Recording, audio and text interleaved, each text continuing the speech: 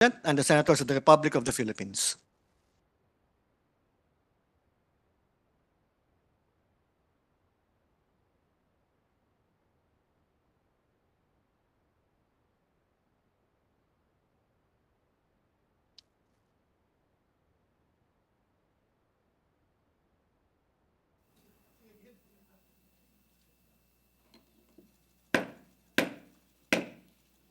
The 56th session of the Senate and the second regular session of the 19th Congress is hereby called to order. Today we'll be led in prayer by our distinguished minority floor leader, no other than the former Senate President, Senator Aquilino Coco Pimentel III. Mahal na Panginoon, kami ay umaharap sa inyo na may pusong puno ng pasasalamat at pagsamba sa inyong kadakilaan. Kayo po ang aming gabay sa landas ng katotohanan, katarungan at kapayapaan. Nagtitipon kami sa bulwagang ito bilang mga alagad ng pagbabago at pag-unlad para sa aming minamahal na bayang Pilipinas. Aming Panginoon, kami nagpapakumbaba at nananalangin para sa kapatawaran sa mga kasalanang nagdadala ng kahirapan sa aming bayan. Nawa ay gamitin ninyo ang bawat isa sa amin upang maging tanglaw sa mga nangangailangan, sa mga nawawalan ng pag-asa, at sa mga pinakamahihirap sa lipunan. We come before you as brothers and sisters from diverse backgrounds, traditions, and beliefs, seeking your presence and guidance as we lift our voices in prayer. May your spirit of love and compassion dwell within us, inspiring us to show kindness and empathy towards one another. We lift up to you those who are suffering from injustice, violence, and oppression. Grant them strength and courage to endure their hardships, and may we be instruments of your peace, bringing comfort and solace to those in need. Bless our leaders with wisdom and discernment, that they may govern with justice and integrity, promoting equality and respect for every individual.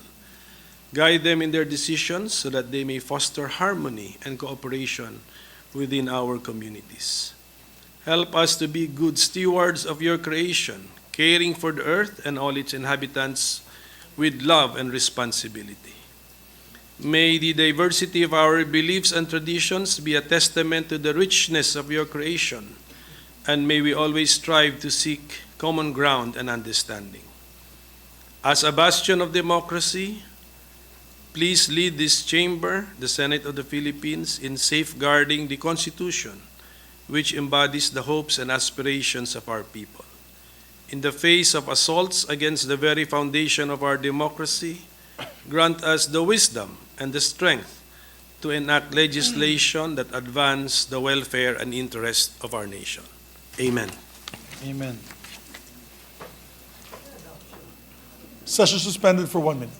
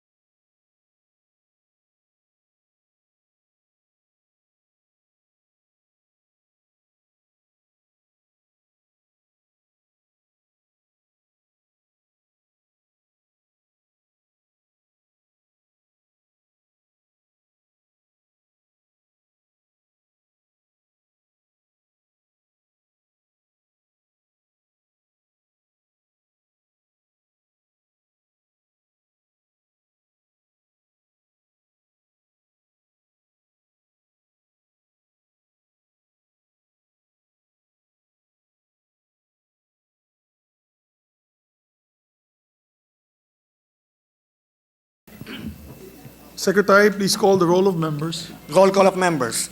The Honorable Senator Angara, Senator Binay, Senator Cayetano Alan, Senator Cayetano Pia, Senator Dela Rosa, Senator Ejercito, Senator Escudero, Senator Estrada, Senator Gatchalian, Senator Go, Senator Hontiveros, Senator Lapid, Senator Legarda, Senator Marcos, Senator Padilla, Senator Pimentel, Senator Poe, Senator Revilla, Senator Tolentino, Senator Tulfo, Senator Villanueva, Senator Villar Cynthia, Senator Villar Mark, the Senate President.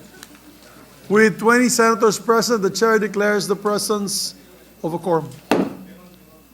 Majority Floor Leader. Yes, Mr. President. Mr. President, indeed, we are honored today, and later on we will proceed in honoring our special guest this afternoon. But at this juncture, may I move that we resume consideration of proposed Senate Resolution number 933 under Committee Report number 192.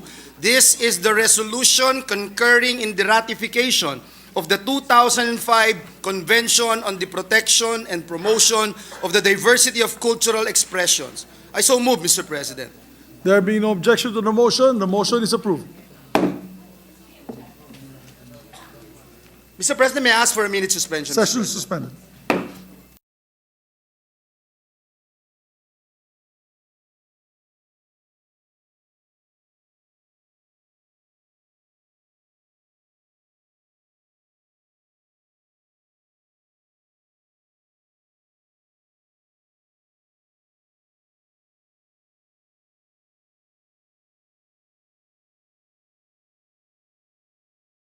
Mr. President, I move the previous motion. Instead, I withdraw the previous motion, Mr. President. Yes, we take note. Instead, I move that we resume consideration of the proposed Senate Resolution number 936 under Committee Report number 205. This is the resolution on the agreement between the Government of the Republic of the Philippines and the Global Green Growth Institute establishing the GGGI office in the Philippines. I so move, Mr. President. There being no objection, motion is approved.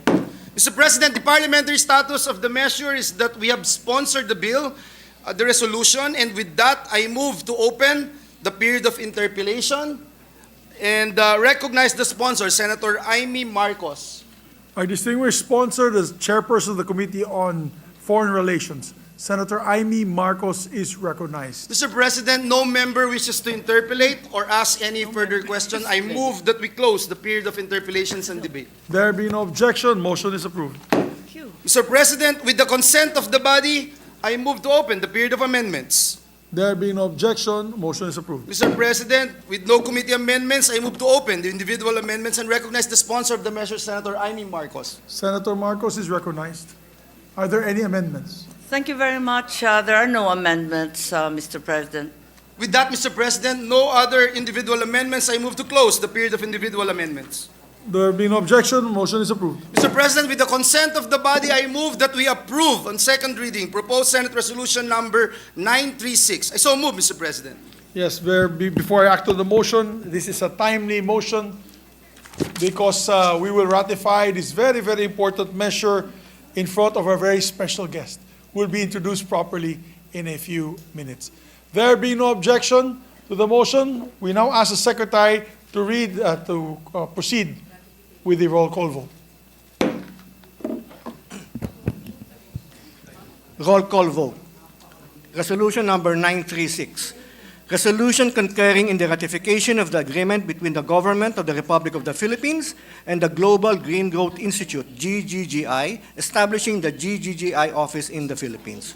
Roll call vote.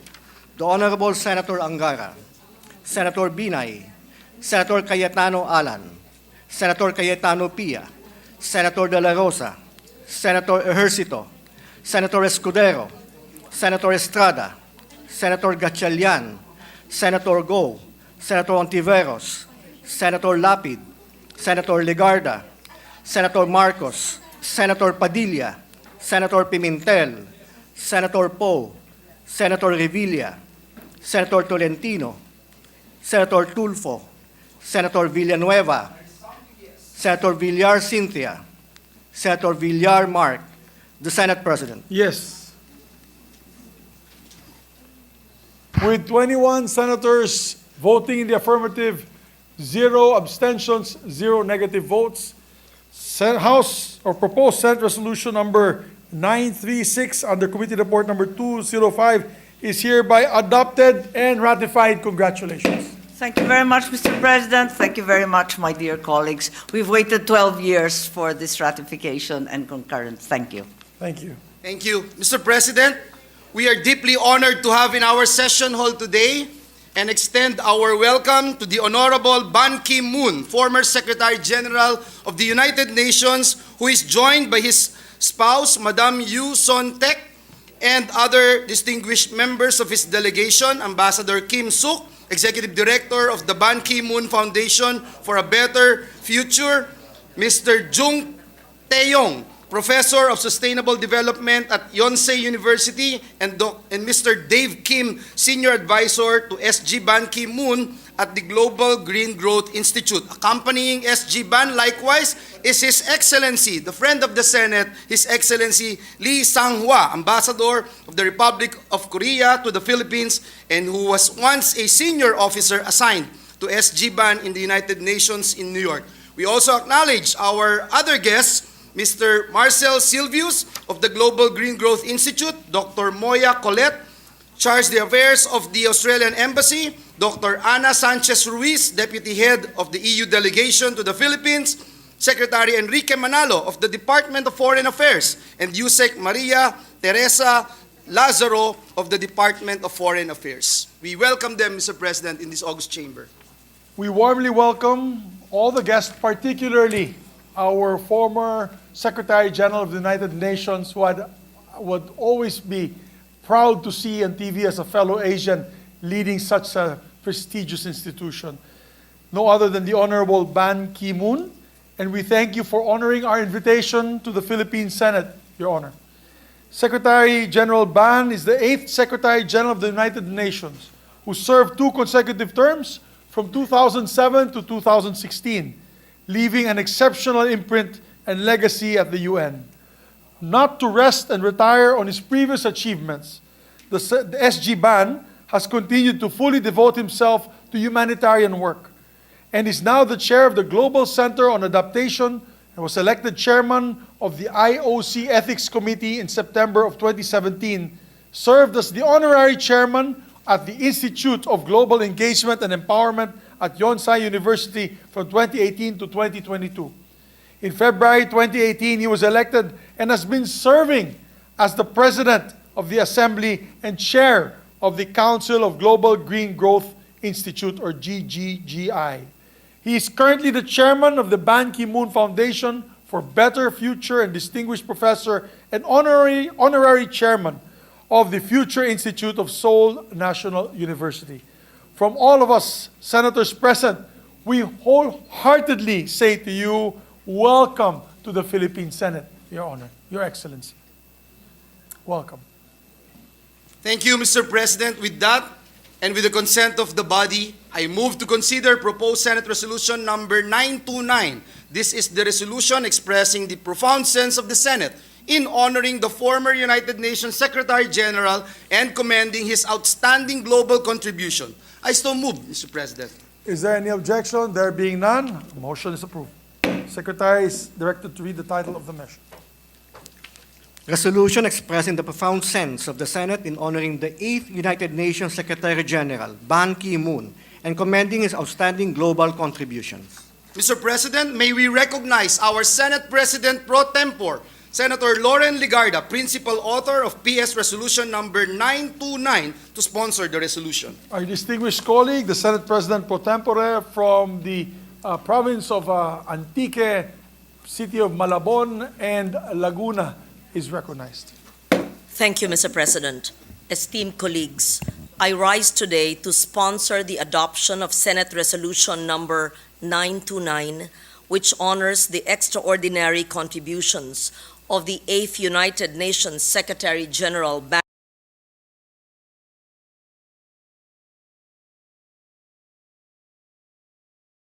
dedication to global diplomacy, peacekeeping, and sustainable development. His tenure was defined by a steadfast commitment to fostering peace, advancing sustainable development, and tackling pressing global challenges such as climate change, economic instability, pandemics, and human rights violations. Secretary General Ban's vision centered on strengthening international cooperation, amplifying the voices of the marginalized, and bolstering the UN's capacity to address contemporary global challenges effectively. His visit to Tacloban City after Typhoon Yolanda in year 2013 symbolized his solidarity with affected communities and his dedication to climate adaptation and resilience building efforts. His leadership in founding and guiding the Global Commission on Adaptation exemplified his proactive stance on tackling climate change. I had the privilege of witnessing his visionary leadership firsthand when I served alongside him as one of the GCA's commissioners in 2018.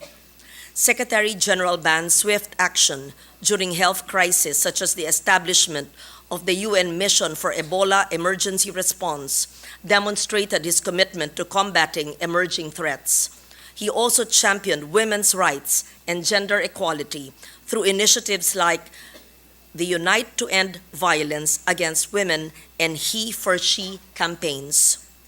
Saving our planet, lifting our people out of poverty, advancing economic growth, these are one and the same fight, unquote, as Secretary General Ban eloquently said. His words remind us of the interconnected nature of global challenges and the need for comprehensive, inclusive strategies for sustainable development. As chair of the Global Green Growth Institute, Secretary General Ban continues his mission of promoting climate resilience and sustainability, aligning with our national goals for green and inclusive growth.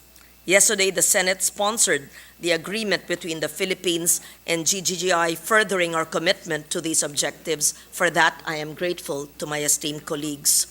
It is with humility that I note Secretary General's Ban's alignment with many of our shared causes that we have championed, including climate justice, environmental protection, poverty alleviation, public health improvement, gender equality, and human rights. It is indeed an honor for us to sponsor this resolution, recognizing a global figure of such profound dedication and integrity.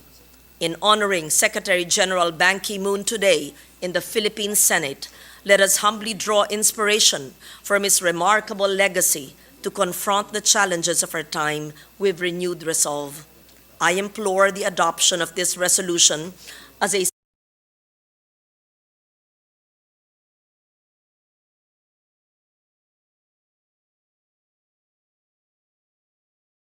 Mr. President, esteemed colleagues, for your thoughtful consideration of this resolution. Thank you very much, distinguished colleague. Mr. President, Senator Ramon Bong Revilla Jr. would also like to co-sponsor the measure. I move that he be recognized, Mr. Our President. distinguished colleague from the province of Cavite, Senator Bong Revilla, is recognized.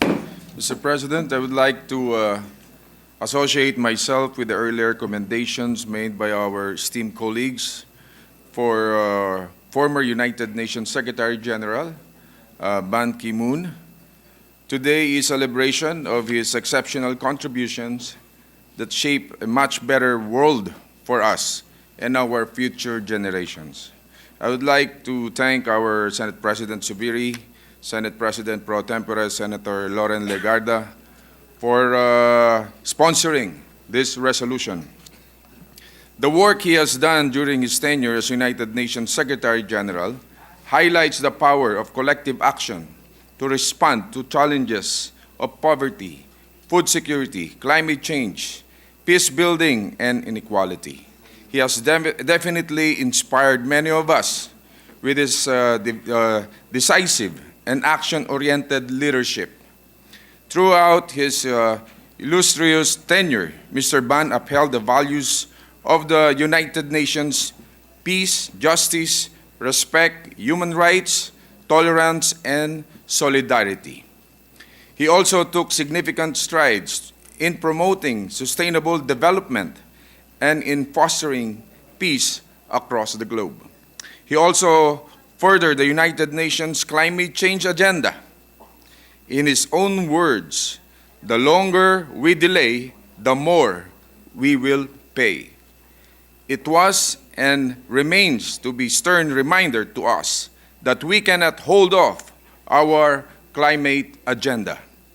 Our country is no stranger to climate crisis. We are afflicted by natural calamities that turn into haunting disasters. And this worsens as the years go by. Even as we speak, we are under the threat of El Nino. Not only will our crops die, the livelihood of our people will be at risk. Climate change is not only imminent, it is here and now. And we cannot afford to waste even 1 second, Mr. President. The great news is every day is a chance to learn from the lessons of yesteryears. Indeed, we have to continue pursuing sustainable action. And while we still have a long way to go, Mr. Ban has paved much ahead of us with his living legacy for the best of the world. Mr. Ban, thank you for giving us hope that we could do better for our nation and the world. Mabuhay ka, Mr. Ban. Thank you, Mr. President. Mr. President, next to co-sponsor the measure is our Deputy Minority Leader, Senator Risa Hontiveros. I move that she be recognized, Mr. President. Our Deputy Minority Floor Leader, Senator Risa Hontiveros, is recognized. Salamat kaayo, Mr. President. Mr. President, and if the good sponsor is willing, I would like to be made a co-sponsor of this resolution on Ban Ki-moon and his many initiatives in his life's work, including the Global Green Growth Initiative. If recent history has anything to teach us, it is that the environment cannot, must not, and need not be sacrificed to achieve economic growth and development. The Philippines is blessed with an abundance of natural resources, from our lush forests to our vibrant marine ecosystems. However, these treasures are under constant threat from various forms of exploitation, pollution, and degradation. In the West Philippine Sea alone, the damage caused by unlawful reclamation activities of the Chinese government to ecosystems within our exclusive economic zone has been estimated at 35 billion pesos at last count.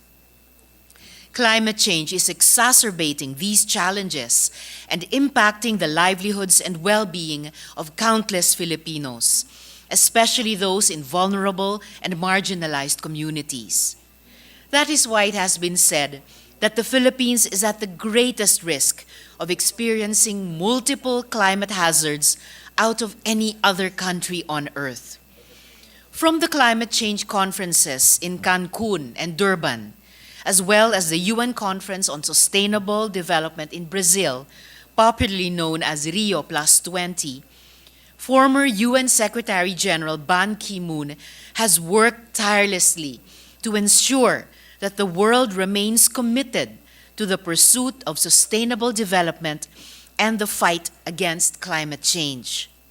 Among the initiatives from Rio +20, I firmly believe that the Global Green Growth Institute, or GGGI, has the potential to create lasting change for our world and the world future generations will be born into.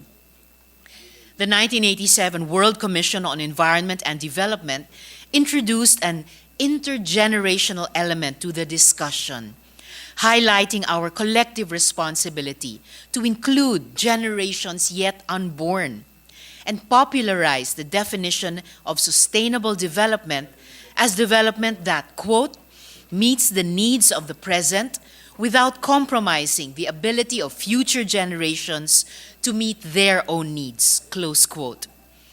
Our fight against poverty is intrinsically linked to the state of our environment. Being part of the GGGI gives us the opportunity to lift our people out of poverty without sacrificing the natural world to do so.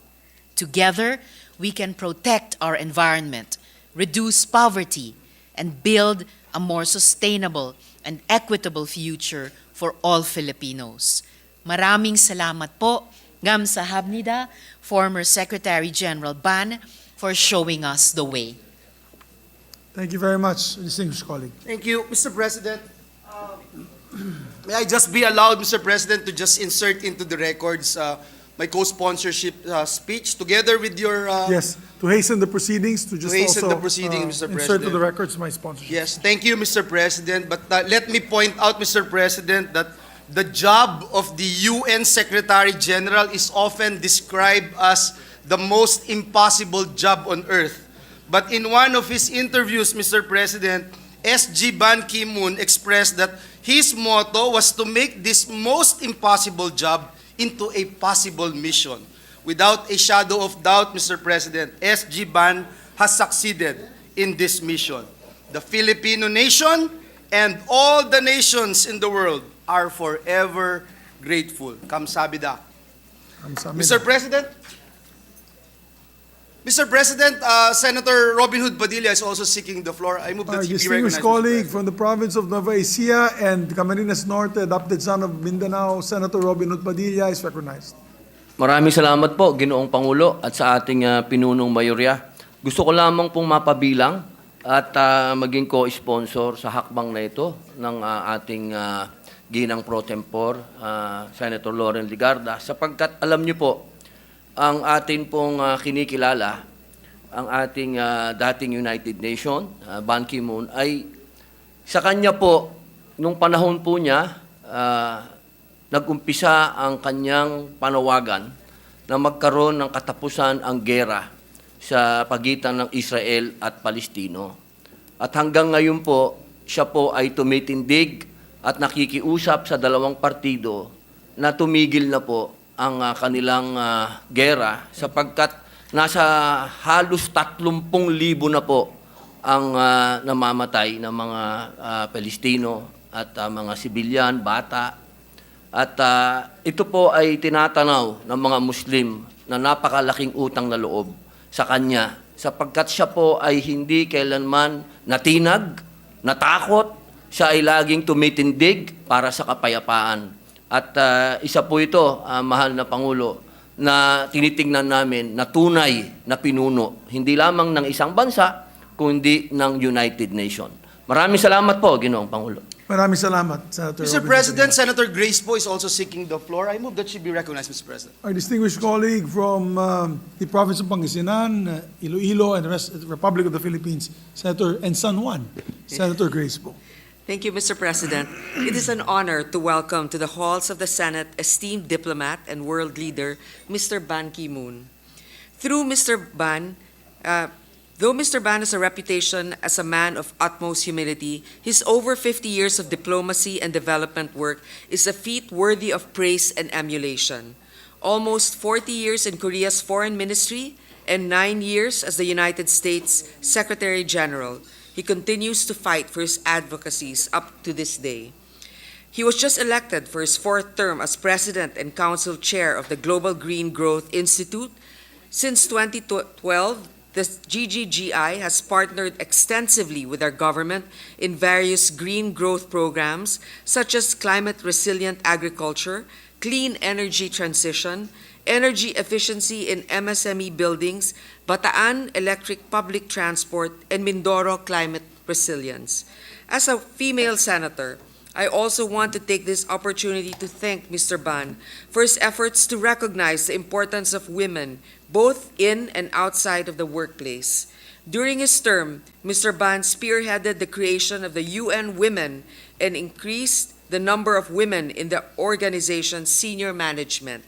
I join my colleagues in thanking Mr. Ban for his countless efforts in opening dialogues between states and protecting the vulnerable. Thank you, Mr. President. Thank you very much, distinguished colleague. Mr. President, Senator Pia Cayetano of the great city of Taguig and Pateros is also seeking the floor. I move that she be recognized, Mr. President. Yes, also the chairperson of the Committee on Sustainable Development and Futures Thinking, Senator Pia Cayetano is recognized, our distinguished colleague. Ma'am. Thank you, Mr. President. Mr. President, I rise today to co-sponsor Senate Resolution Number 929, honoring the 8th United Nations Secretary General Ban Ki-moon and commending his outstanding contribution to the international community. Mr. President, I would like our distinguished guests to know that the Philippines is one of only a handful of countries that actually has a Committee on Sustainable Development Goals. And this is inspired no less by the work of our distinguished guests. It is under his leadership that the 2030 Agenda for Sustainable Development Goals was established.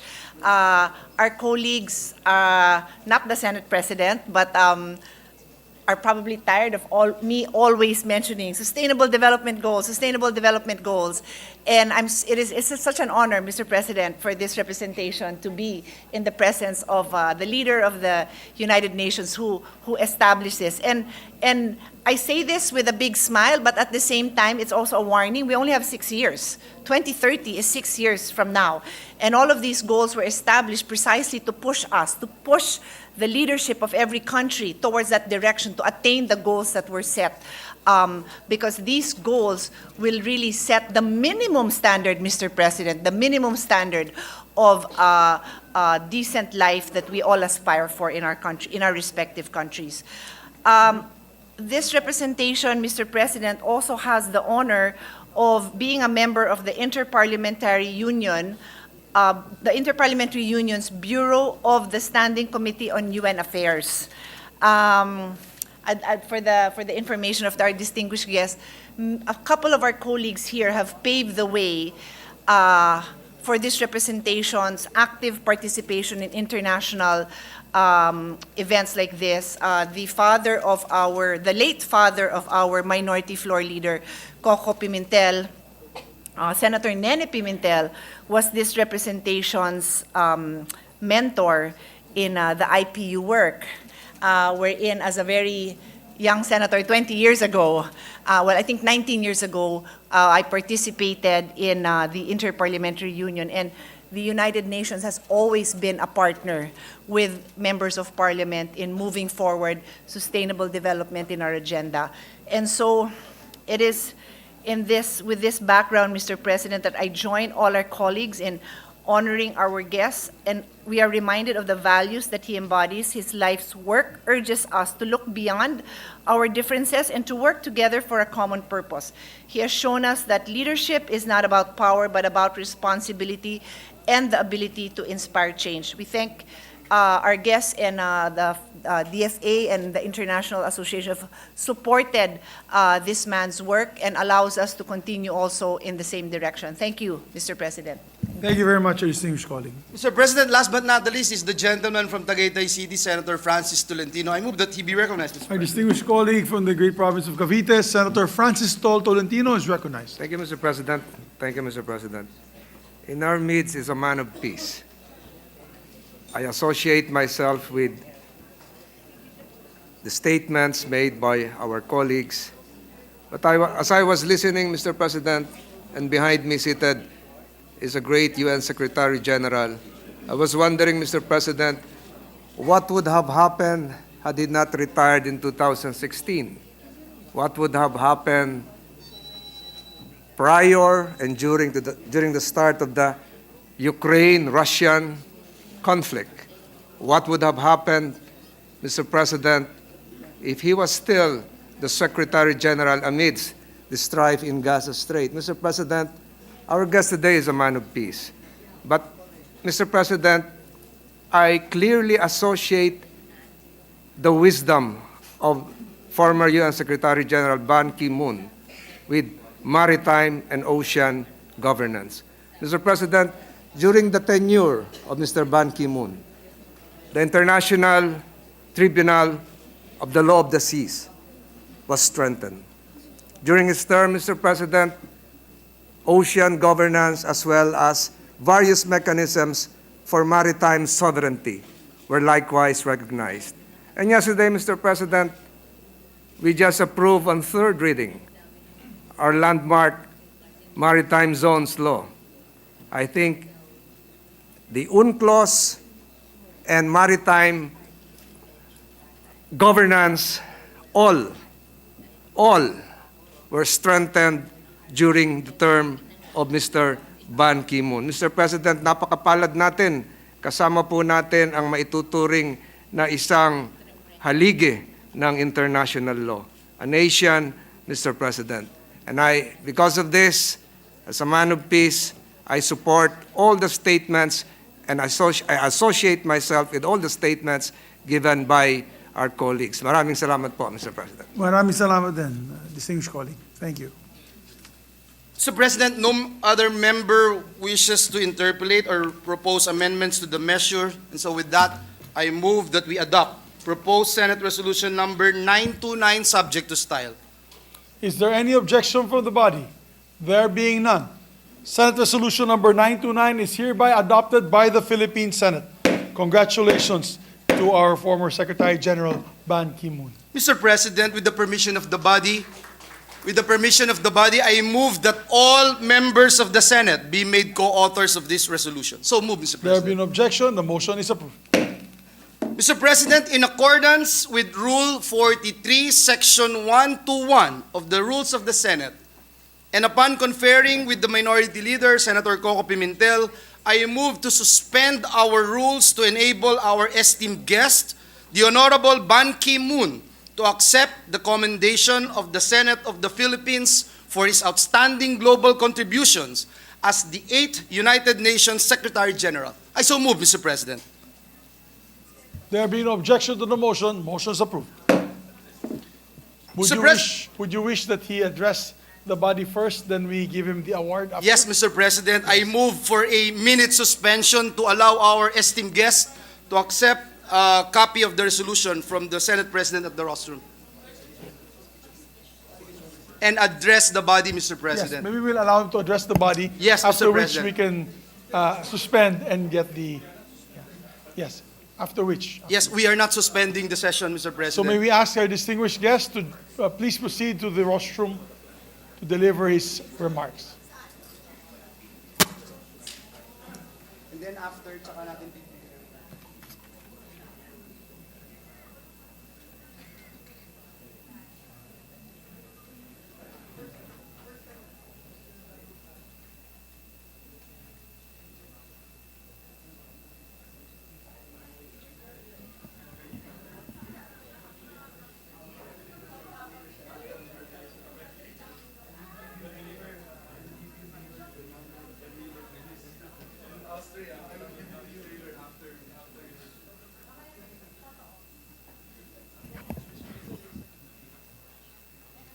Thank you, Your Honor. You for the honor. Thank you so much.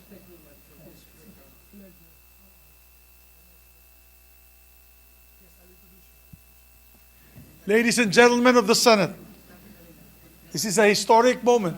This is the first guest of honor that will deliver a speech during a Senate session of the Philippine Senate. We'd like to all recognize our distinguished former Secretary General, no other than Secretary General Ban Ki-moon. Your Honor.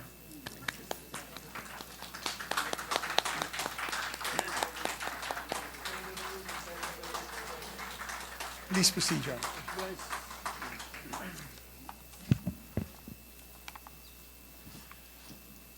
Mabuhay. Good afternoon. Honorable Juan Miguel Jubilee, President of the Senate, Honorable Loren Legarda, President pro tempore of the Senate, Honorable Senators, distinguished guests, ladies and gentlemen. It is my great privilege and honor to stand before you in this august chamber of Senate of the Republic of the Philippines. I am deeply grateful for this esteemed honor and very humbled by unique opportunity afforded to me to deliver a few words. Indeed, it is incredibly meaningful for me to be here in Manila and be recognized by PS Resolution number 292, which honors and commends the global contribution made during my tenure as the Secretary General of the United Nations during my tenure, 10 years, 2007 until 2016. I have also heard that this is the very first time that a speaking occasion has been afforded to a visiting foreign dignitary.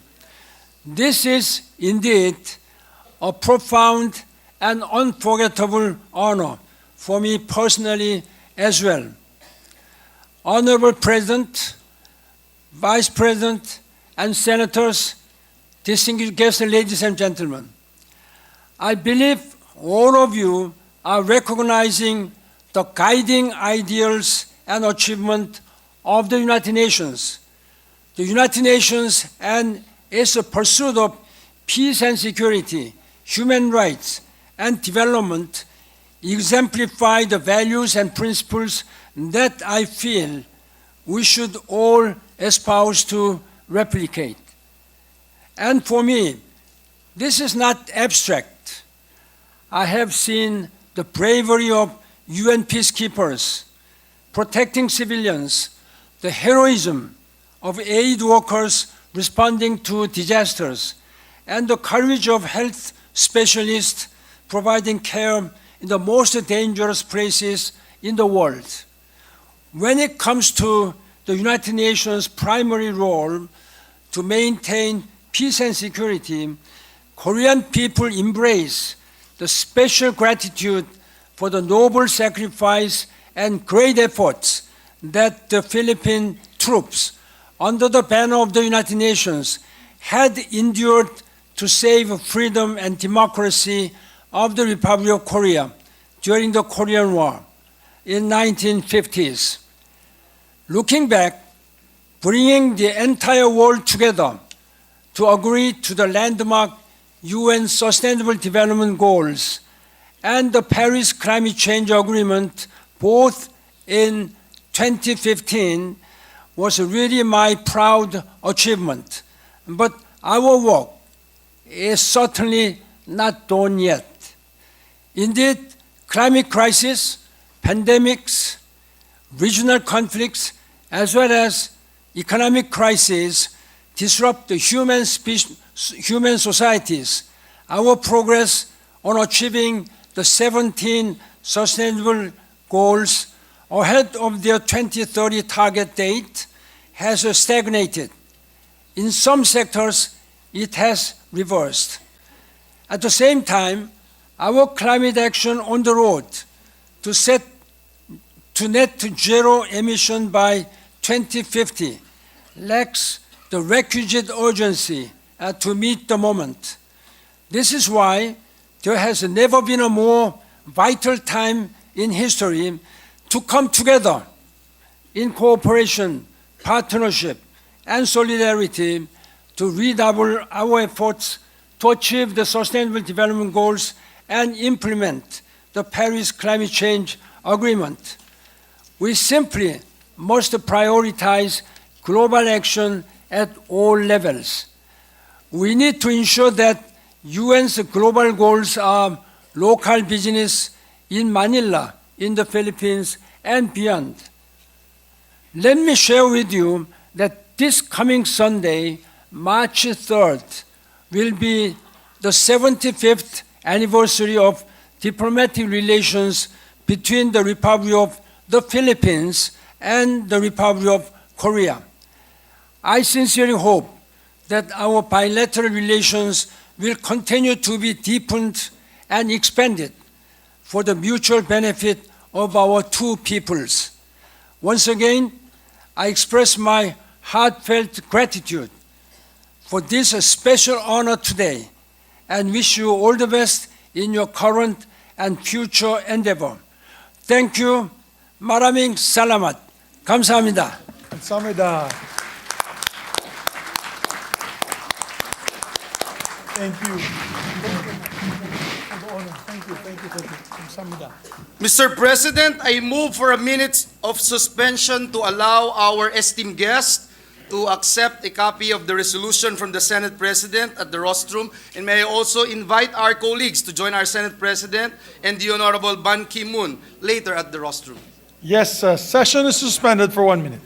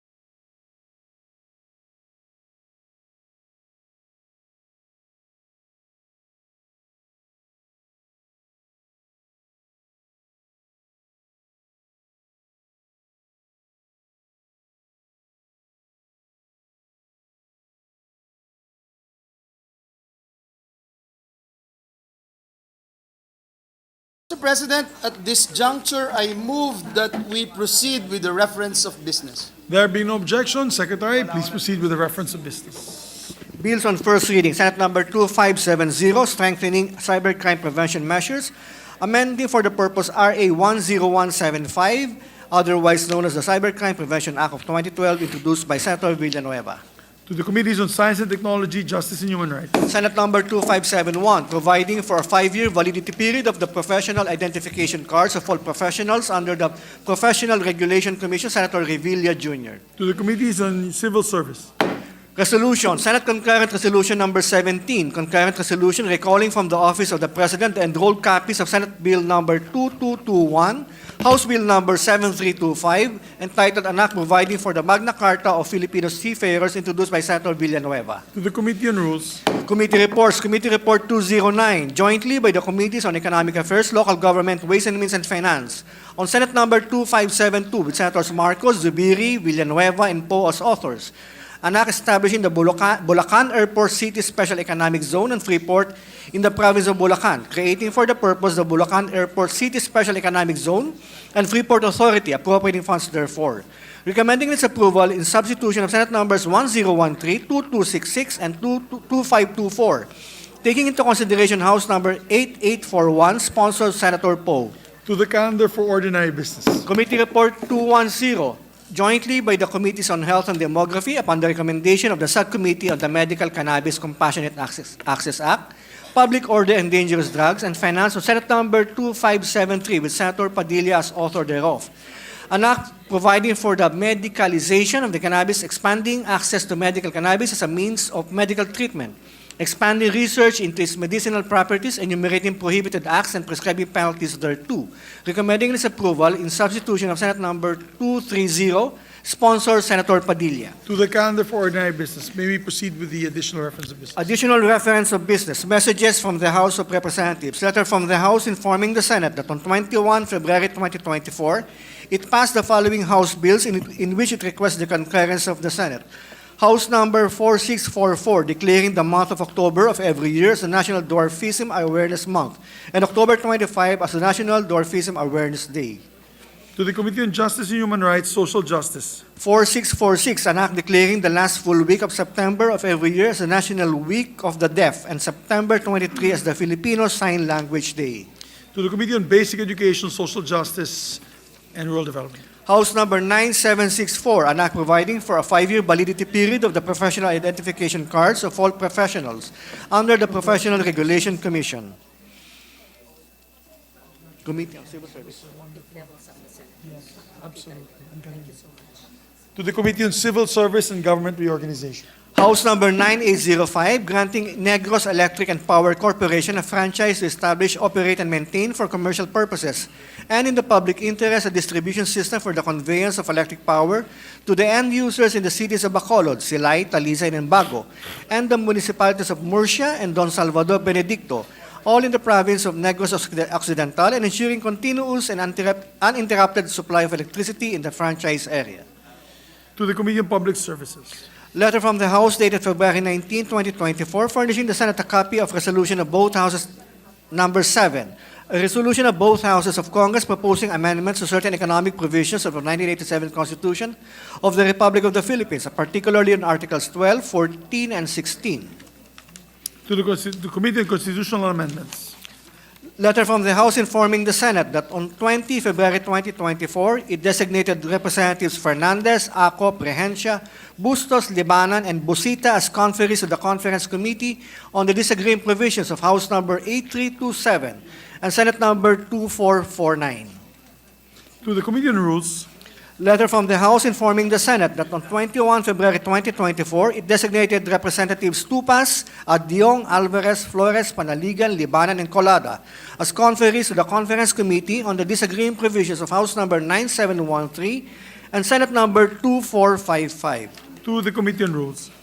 Letter from the House informing the Senate that on 26 February 2024, it designated Representatives Salo, Gonzales, Primicias Agabas, Olaso, and Magsino as conferees to the Conference Committee on the disagreeing provisions of House number 7325 and Senate number 2221. To the Committee on Rules. Letter from the House informing the Senate that 26 February 2024, it adopted House Concurrent Resolution number 23. Concurrent resolution recalling from the Office of the President the enrolled copies of Senate Bill number 2221, House Bill number 7325, entitled An Act Providing for the Magna Carta of Filipino Seafarers, in which it requests the concurrence of the Senate. To the Committee on Rules. Thank you, Mr. President. Mr. President, at this juncture, I move that we transfer from the calendar for ordinary business to the calendar for special orders, Committee Report number 209 on Senate Bill number 2572. This is the bill on the Bulacan Airport City Special Economic Zone and Freeport Act. I so move, Mr. President. To there being no objection, motions approved. Mr. President, I move that we consider Senate Bill number 2572 under Committee Report number 209 and ask the Secretary to read the title of the measure. Yes, there being no objection, Secretary, please proceed with the reading of the title of the measure. An act establishing the Bulacan Airport City Special Economic Zone and Freeport in the province of Bulacan, creating for the purpose the Bulacan Airport City Special Economic Zone and Freeport Authority, and appropriating funds therefore. Mr. President, to sponsor the measure, I move that we recognize the distinguished lady from Iloilo, Pangasinan, and San Juan City, the chairperson of the Committee on Economic Affairs, Senator Grace Poe, to deliver her sponsorship speech. Our So moved, Mr. distinguished colleague, the chairperson of the Committee on Public Services, Senator Grace Poe, is recognized. Thank you, Mr. President. Dear colleagues, it is my privilege to sponsor this measure that aims to usher in a new age of economic opportunities and investments in our gateway to the north, the historic province of Bulacan, the one that our majority leader loves so much. During the previous Congress, I sponsored on the floor the franchise of the New Manila International Airport, a game changer as not only the first ever airport franchise granted by Congress, but it is also the biggest private sector investment in the country. This chamber passed the measure even at the height of the pandemic when transportation was basically closed, as we believed then in the eventual resurgence of air travel and the new airport's promise of stimulating economic activity, boosting tourism and employment, and decongesting the long-suffering Ninoy Aquino International Airport. But what we are sponsoring today is the next big step, the creation of a special economic zone with the airport project at its heart. No airport is an island. The success of an airport relies on a whole ecosystem of properly run highways and roads, vibrant markets and industries, and seamless collaboration with its neighboring towns and communities. There have been many examples of successful ecozones anchored on nearby airports. In Ireland, for example, there's the Shannon Airport and its neighboring Shannon Free Zone, which is considered to be the world's first modern special economic zone. Established in 1959, this free trade zone was Ireland's signal to the world that it's open for business. 1958, something needed to change, and the failed economic policies needed to be rectified. Under Prime Minister Sean Lemass and with economist T.K. Whittaker's new economic development plan, Ireland slowly began to embrace the industrial world. State-owned corporations became private again, foreign investment was encouraged, and trade barriers slowly lifted. Maybe most emblematic of the time was the establishment of Shannon Airport's Free Zone. This was essentially an industrial park where companies were not taxed on the manufacturing of goods until they left the area. This innovative approach allowed companies to bypass the high tariffs commonly found in the world at the time, and it proved to be wildly attractive to multinational corporations, later including titans like De Beers, Intel, and GCAS, the latter of which would eventually help make Ireland an aviation powerhouse, as today 22% of all passenger aircraft flown in the world are leased by Irish-owned companies. Mr. President, dati naghihirap ang Ireland. After these economic policies, sila na ang isa sa naging pinakamayaman sa buong EU. Established, as I mentioned, in 1959, Today, this free trade zone now hosts 300 companies and employs about 8,000 individuals. Its numbers, the Shannon Airport Group, which consists of the airport, the free zone, and other related ventures, has contributed to about 3.96 billion euros in 2022 alone to Ireland's GDP in terms of gross value added. Katumbas nito ay mahigit 20,000 trabaho. Sa South Korea naman, they have the Incheon Free Economic Zone, which houses the world-renowned Incheon International Airport. Built on former mudflats, the area has since grown into an economic driving force within South Korea's economy.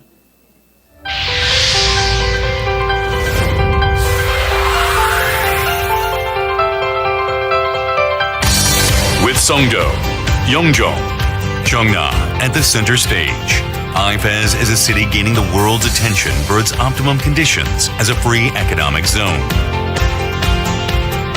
IFES is being recognized as a city of technological and industrial growth and is tirelessly developing to become a leader in the global economy.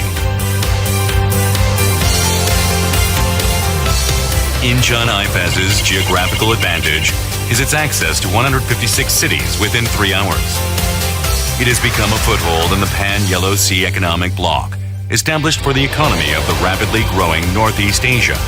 It strives to become a city of international organizations that grow together with the world for the enrichment of tomorrow.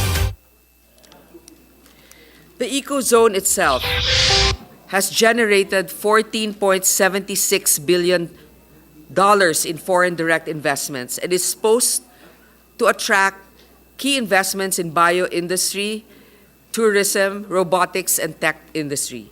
The proposed Bulacan Airport City Special Economic Zone and Freeport, or Bulacan Ecozone, aims to follow these success stories by ensuring that our local community grows side by side with the new airport project. It consists of approximately 55,505 hectares and covers most municipalities adjacent to the new Manila International Airport. In terms of investments, its goal is to attract a whole array of businesses and institutions ranging from high-tech conglomerates such as Samsung to semiconductor manufacturers, battery manufacturers, electric vehicle manufacturers, and other emerging and sustainable technologies. Based on submitted calculations, tinatayang aabot sa 130.939 billion ang economic potential ng Bulacan Ecozone. At sa tuloy-tuloy nitong pag-unlad, inaasahan natin na makapagbibigay ito mula 800,000 hanggang 1.2 million na trabaho. Of course, hindi naman mapagkakaila that the biggest challenge this measure faces is overcoming the veto. Thus, in this new bill, we made sure to include proper language that would address the President's concern as well as other issues by stakeholders. Ginawa natin dito sa Senado, first, the metes and bounds of the ecozone has been properly drawn by indicating the exact cities and municipalities covered by the zone. Additionally, any future expansions will be by a presidential proclamation with clearly defined boundaries. Second, we remove the Ecozone's authorities' blanket powers to undertake airport operations and to craft environmental rules and regulations. Pinagtibay din natin ang tungkulin ng DNR bilang pangunahing tagapangasiwa ng kalikasan sa loob ng Ecozone. Third, COA's oversight was strengthened by explicitly stating that all of the Ecozone's authorities' transactions are subject to COA's accounting and additional rules. Fourth, all incentives have been aligned with CREATE, ensuring that there are no tax grants outside of what the current system already provides. Finally, we made sure that the Bulacan's Ecozone's development plans are with timelines and milestones to ensure that everyone would have the same vision on what the BACSESFA's role will be on Bulacan's development and progress. And I should also mention, Mr. President, that the local government will have a fair share of the income generated from this economic zone. Meron pong porsyento na mapupunta para sa mga kalapit na lugar dito sa Bulacan para ang kinikita nito ay maipamahagi rin doon sa mga kalapit na lugar dito sa airport at ecozone. Mr. President, ang kahit anong proyekto na pangkaunlaran, lokal man o national, ay napapagtagumpayan lamang kung mayroong sama-samang pagpaplano. At sa panukalang batas na ito, masisiguro na kasama ang Bulacan sa paglipad tungo sa mga bagong oportunidad at pag-asa. It is thus my honor to endorse to this chamber for deliberation Senate Bill number 2572 under Committee Report number 209. Maraming salamat po. Thank you, Senator Po. Majority Leader. Thank you, Mr. President. Next to co-sponsor the measure is our distinguished Senate President Zubiri. I move that he be recognized, Mr. President. Our Senate President Juan Miguel Zubiri is recognized. Thank you very much, Mr. President. Mr. President, it's my honor to co-sponsor our Bulacan Airport Special Economic Zone and Freeport Act. We are glad to see the new and improved version of the bill on the floor, which addresses the concerns behind the President's veto of the old bill back in 2022. The question of opening the economy has perhaps been the biggest hot-button issue of the past few months.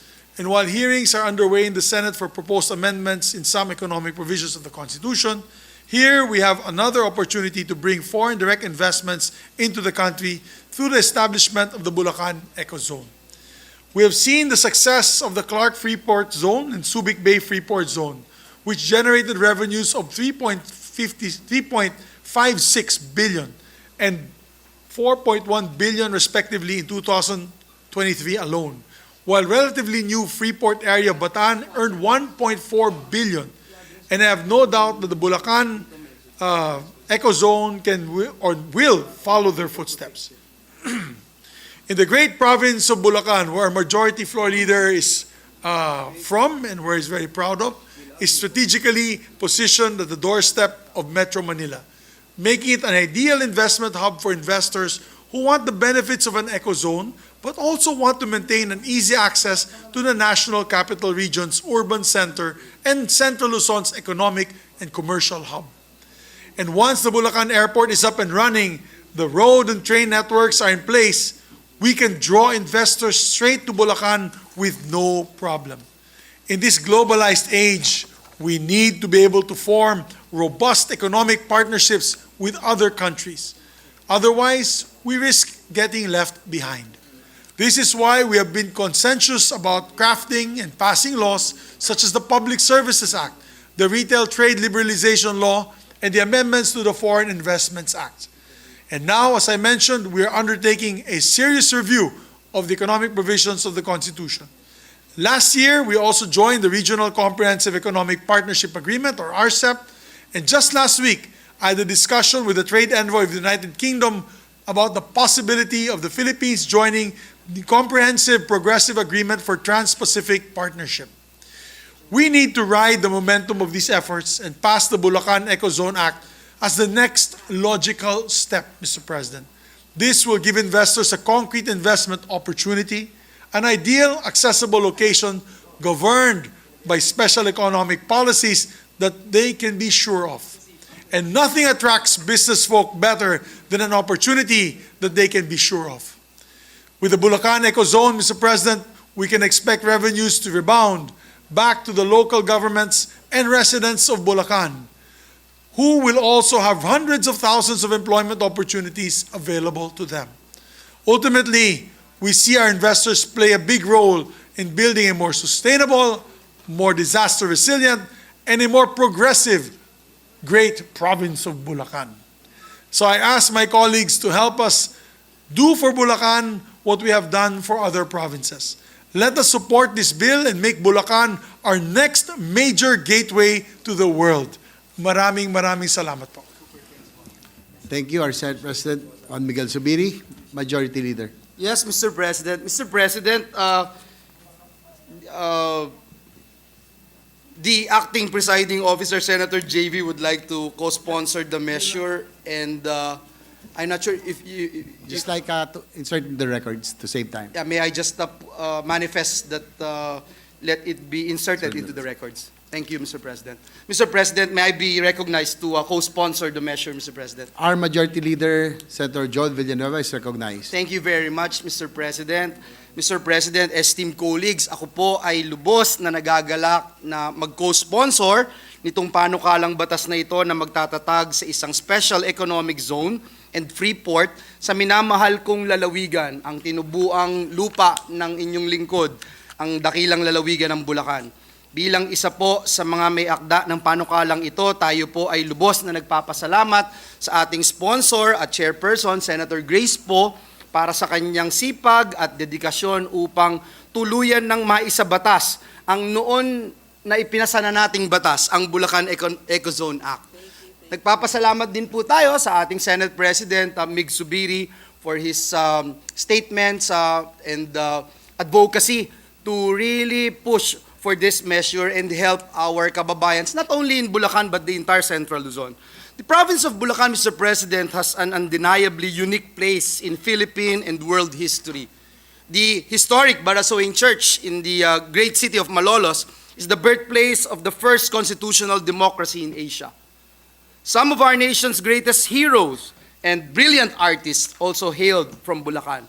Among them are Marcelo H. Del Pilar, the great propagandist, General Gregorio Del Pilar, known as for his last stand at the Battle of Tirad Pass, the legendary poet Francisco Balagtas, celebrated composer Nicanor Abelardo, and national artist Guillermo Tolentino. Mr. President, I can go on and baka kulangin po yung oras natin para isa-isahin ang mga dakilang individual na nagbula sa dakilang lalawigan ng Bulacan. Mr. President, today our beloved province is known as the Northern Gateway from Manila, owing to its strategic location close to the capital, making it an ideal investment destination. Bulacan has also seen remarkable economic growth over the last decade or so. In the 2023 Cities and Municipalities Competitiveness Index of the Department of Trade and Industry, the province of Bulacan was ranked number 8, up from number 49 in 2018. Further, Mr. President, according to the Philippine Statistics Authority, Bulacan accounted for 27.7% of the economy of Central Luzon in 2022 and contributed the biggest share to the industry and services sector of the region. A testament, Mr. President, to our province's economic dynamism, innovation, well-developed infrastructure, support, good governance, and of course, the greatness of Bulaqueños. So just imagine, Mr. President, distinguished colleagues, the great economic boost and overall development that the proposed Bulacan Ecozone will bring not just to our beloved province, but to the entire Central Luzon and the whole country as well. It is estimated that aside from complementing the ongoing construction of the new Manila International Airport, the Bulacan Ecozone's economic potential could be between 37.84 billion pesos and 130.9 billion pesos and could generate at least 800,000 jobs for our people. We are also confident that this bill that will be passed by this August chamber addresses the concerns raised by the President in his veto message in 2022. As we have put safeguards to ensure that the creation and operations of the proposed Bulacan Ecozone are within the framework and operations of the proposed Bulacan Ecozone or within the framework of national development plans, policies, and goals, and follow existing laws, rules, and regulations. More specifically, Mr. President, the current bill addresses the veto message through the following provisions. Magandang maipakita po ito, Ginoong Pangulo. The creation and management of Bulacan Ecozone shall be in accordance with state policy on economic and social development and even local autonomy. Special metes and bounds of the economic zones are provided, covering the airport project and the airport city project to be developed pursuant to Republic Act number 11506 and the remaining land territories of Malolos, May Kawayan, Bulacan, Paumbong, Giginto, Balagtas, my hometown Bukawe, Marilao, Obando, and Santa Maria, Bulacan are not yet included in the airport project and airport city project. It is also provided that subsequent expansion or reduction of the territorial coverage of the Bulacan Ecozone shall be made through a presidential proclamation. Another, Mr. President's fiscal incentives for registered enterprises within the Bulacan Ecozone shall be consistent with the CREATE law. A cost-sharing scheme for the security of the Bulacan Ecozone shall be established to further address fiscal concerns. The Bulacan Airport City Special Economic Zone and Freeport Authority shall be subject to the audit mechanisms under the GOCC Governance Act of 2011 and relevant accounting and auditing rules and regulations of the Commission on Audit. Acquisition of lands distributed under the Comprehensive Agrarian Reform Program shall be subject to existing laws, rules, and regulations. Klaro po yan, Ginoong Pangulo. Management and operations of the airport project and the airport city project shall be in accordance with RA number 11506. Ginoong Pangulo, at ang pinakamahalaga po para sa akin bilang isang Bulakenyo ay ang pagprotekta at pangangalaga sa ating kalikasan. Hence, Mr. President, we thank the good sponsor, Senator Grace Poe, for ensuring that such provisions are carried in the committee report, including that the general framework for land use, planning and development shall maintain an optimal balance between economic maximization and ecological protection, and shall provide for the development of proper waste management and effective flood control and management. It is also provided that DENR shall continue to have primary authority over environmental protection. So malinaw po ito, Ginoong Pangulo, and let me again emphasize, Mr. President, dear colleagues, that the Bulacan Ecozone will not in any way compete with the other special economic zones in the region, but rather it will complement these ecozones towards achieving the shared goal of national economic growth. We'd also like to put on record that during the committee hearing on this measure, it was established that the Region 3 Regional Development Council supports the creation of the Bulacan Ecozone. Our fellow Bulakeños can also be assured that under this measure, local autonomy and powers will be preserved and a mechanism for revenue sharing is provided for. Further, Mr. President, to safeguard national interest and security, the decision of the Office of the President of the Philippines will always prevail in case of any conflict between the Freeport Authority and the national government agency in the executive branch on matters affecting the Bulacan Ecozone, other than taxation, national defense, or security, which are solely within the purview of the national government. Ginoong Pangulo, malayo na po ang narating ng minamahal nating lalawigan sa Bulacan. Pero tayo po ay naniniwala na marami pa pong maihahandog at napakilaki pa po ng potensyal ng ating lalawigan upang ito ay higit na makapag-ambag sa ating pambansang kaunlaran. With this measure, we will usher in more development in the province and Central Luzon as a region, as well as provide jobs to thousands if not millions of Filipinos, particularly our kababayans in Bulacan. We hope with this eventual enactment, this vision will soon become a reality, and Bulacan's position as an economic powerhouse will be even more cemented. Muli, nagpapasalamat po tayo sa ating sponsor, sa ating Senate President, sa ating mga kasamahan dito sa Senado, at makakaasa po kayo sa ating 100% suporta para sa pagsasabatas ng panukalang ito. Maraming salamat, Ginoong Pangulo, and may God bless us all.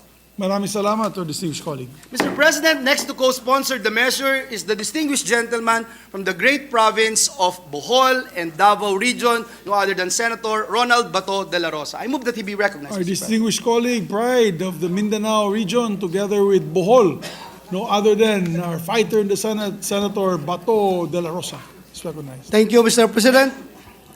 Good afternoon, Mr. President and distinguished colleagues. I rise today to co-sponsor the proposed measure, Senate Bill number 2572, which seeks to establish the Bulacan Airport City Special Economic Zone and Freeport in the province of Bulacan, and the creation of the Bulacan Airport City Special Economic Zone and Freeport Authority, BACZIPA. Mr. President, I passionately advocate and support the passage of this measure as this piece of legislation seeks to unleash an untapped potential in our country. the addition of the Bulacan Economic Zone in our economic arsenal, which will surely boost our competitive advantage as an investment hub in Asia. I am positive that the proposed Bulacan Ecozone is not just another economic enclave, as it is strategically aligned with the development of the new Manila International Airport.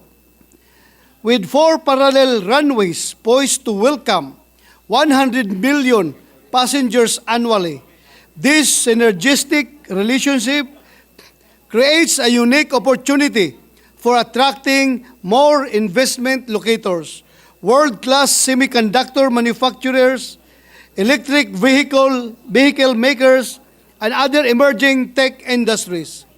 And not to mention, open up downstream industries in the process. Parang kailan lamang po ay ating pinagdebatihan sa bulwagang ito ang panukalang batas na ito. Ito ay minsanang dumaan sa masusi at mabusising pagsusuri. Sa kasamang palad, tila po bahagyang kinapos sa ehekutibo. Gayunpaman, bagamat hindi man po umabot sa finish line, hindi po natin maaring baliwalain ang pagsisikap ng ating kapulungan. Mr. President, kagaya po ng naudlot na pag-iibigan, marahil dapat ay bigyan natin ang panukalang ito ng second chance. One more time with feelings, ika nga.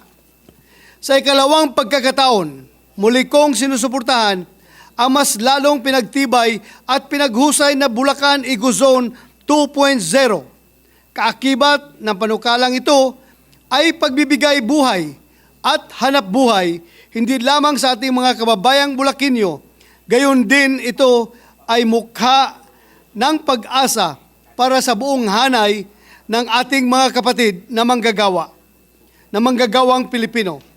Maikukumpara ito sa mga modernong kalakal natin ngayon, new and improved, fortified, at kung ito ay maihalang tulad sa pagkain, ang panukalat sigurong ito ay with beta-carotene and omega-3. Lahat na po siguro ng vitamins and minerals, Mr. President, ay isinama na natin. Sa expertise po ng ating chairperson on Senate Committee on Economic Affairs, Senator Grace Poe, mas pinaganda at ginawa po nating mas inclusive ang Bulacan Ecozone 2.0 sapagkat naniniwala po tayo na hindi lamang ang mga Bulakenyo ang makikinabang sa usbong na mga bagong hanapbuhay at mga oportunidad. Maging ang mga karatig lugar ay maanggihan din ng mga biyayang hatid ng Ecozone. When we pushed hard for the establishment of the Bulacan Airport last Congress, we very well knew that it was the necessary step for our dreams to take flight. The establishment of the Bulacan Ecozone ensures that we keep soaring. We have in our hands a promising flight plan towards progress. All we need to do is follow it and not veer off course from our intended destination. I await the day we say with pride, we have landed or we have arrived. Daghang salamat, Mr. President. Daghang salamat, Senator Bato. At kailangan talaga natin yung mga vitamins na yan para sa ating ekonomiya. Mr. President, Senator Bato Dela Rosa has become our kababayan in Bulacan. He's been going around Bulacan. He's already may kababayan in Bukawi. Yes. Mr. President, another kababayan of ours is the gentleman from Davao and Batangas, Senator Christopher Bongo, who would also like to co-sponsor the measure. I move that he be recognized, Mr. Yes, President. another pride of Mindanao, a gentleman, or may silingan, my neighbor in Bukidnon, from Davao and Batangas, Senator Christopher Bongo. Mr. President, I rise to co-sponsor the creation of the Bulacan Airport City Special Economic Zone and Freeport to encourage and promote sound and balanced development in the area. It is our vision that the establishment of this special economic zone and Freeport will attract productive foreign investments that generate employment and increase productivity. I congratulate the sponsor, Senator Grace Poe, and Senators Villanueva na taga Bulacan. At dyan na po siya, tatanda sa Bulacan. Mahal na mahal mo ang Bulacan. Mahal na mahal natin ang Bulacan. And Senator Gatchalian, who hold the province of Bulacan very close to their hearts. Mr. President, this initiative is a prime example of how the public and private sectors can work hand in hand in building a better future for our people. Like I said, this will go a long way towards providing jobs and other economic opportunities outside Metro Manila and will help decongest our urban areas. Napakarami pong matutugunan ng pagtayo ng airport sa Bulacan at lalo na sa pagkakaroon po ng special economic zone dito. This is also in line with our efforts to decongest sa Metro Manila and encourage development in the countryside. Kung maalala niyo po, Mr. President, atin po itong natakal na during 18th Congress at sana po maipasa na po ito ngayon sa 19th Congress. We would like to thank San Miguel Corporation, which is spearheading the development of the new Manila International Airport in Bulacan, for its contributions to the development of our country through its engagement in various public-private partnership projects. The bill creates the Bulacan Airport City Special Economic Zone and Freeport Authority and mandates the efficient and sustainable development of areas covered by maintaining an optimal balance between economic maximization and ecological protection. Kaya dinidiin ko lamang po na dapat maobserbahan at masunod ang mga batas, rules, and regulations when it comes to the environment, labor, and all other pertinent laws. Thank you very much po, Mr. President. Thank you very much, distinguished colleague. Maraming salamat po. Mr. President, next to co-sponsor the measure is the distinguished lady from the city of Taguig and Pateros, our Senate Blue Ribbon Chair, Senator Pia Cayetano. I move that she be recognized, Mr. President. Yes, a distinguished colleague from Taguig and Pateros and the Republic of the Philippines, no other than Senator Pia Cayetano. Thank you, Mr. President.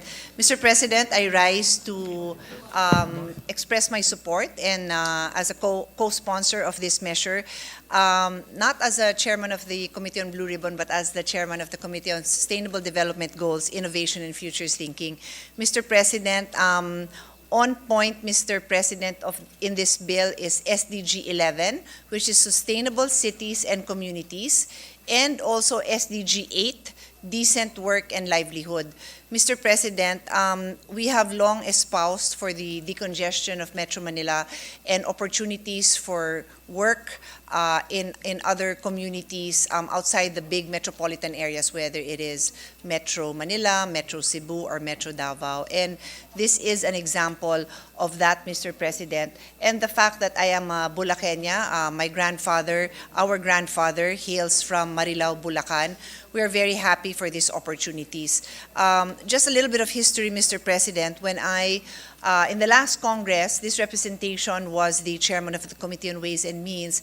And our only concern during that time, because as chairman of the Committee on Ways and Means, was consistency in our policies, we had manifested our concern that it be aligned with the policies that we were pushing forward in the Committee on Ways and Means.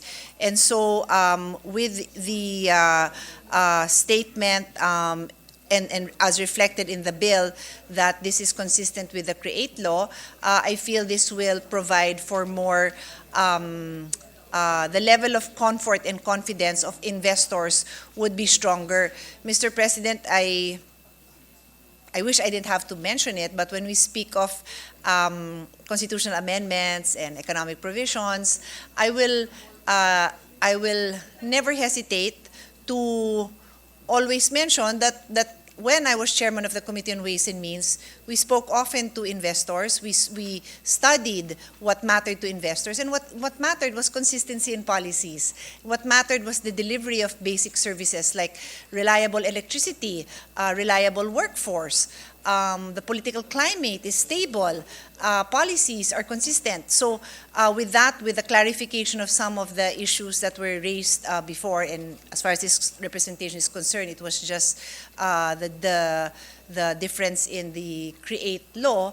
I think this sends a very good signal to our investors, and this representation is delighted to be a co-sponsor and looks forward to the passage of this bill. Of course, we will be helpful in whatever, if there are any needs for further amendments, we will work with the chairman on this. But we are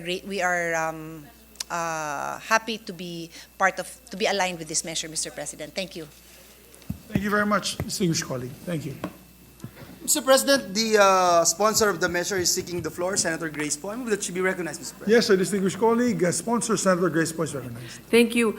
This is just a manifestation on the statement of Senator Cayetano. I would like to assure her that we will answer all of her concerns regarding this, and that rightly so, her major concern was also the vetoed amendments during the past submission. We will be able at the proper time address each and every line veto item so that we can move forward with this measure.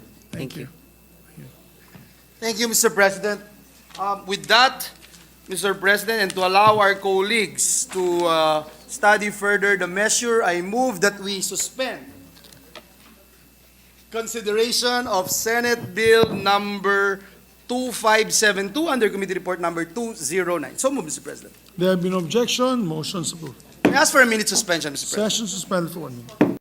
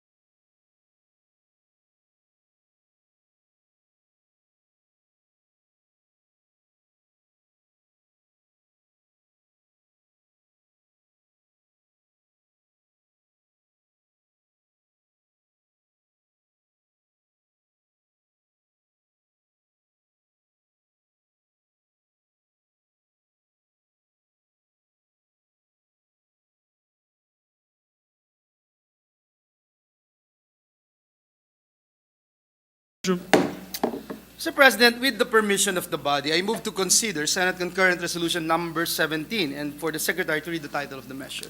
Yes, there have been no objection. Secretary, please proceed with the reading of the title of the measure.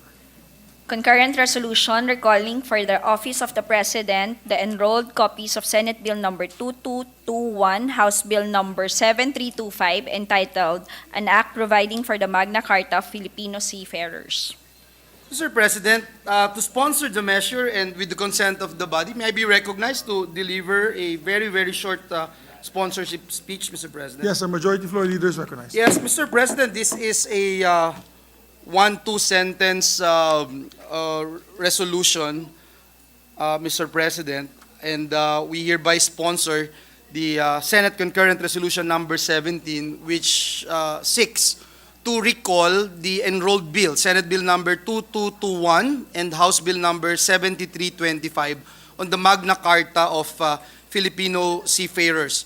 This is not a novel action, Mr. President. The Senate has previously recalled enrolled measures in previous years, one in 1946, before we were born, and one in recent history in 17th Congress.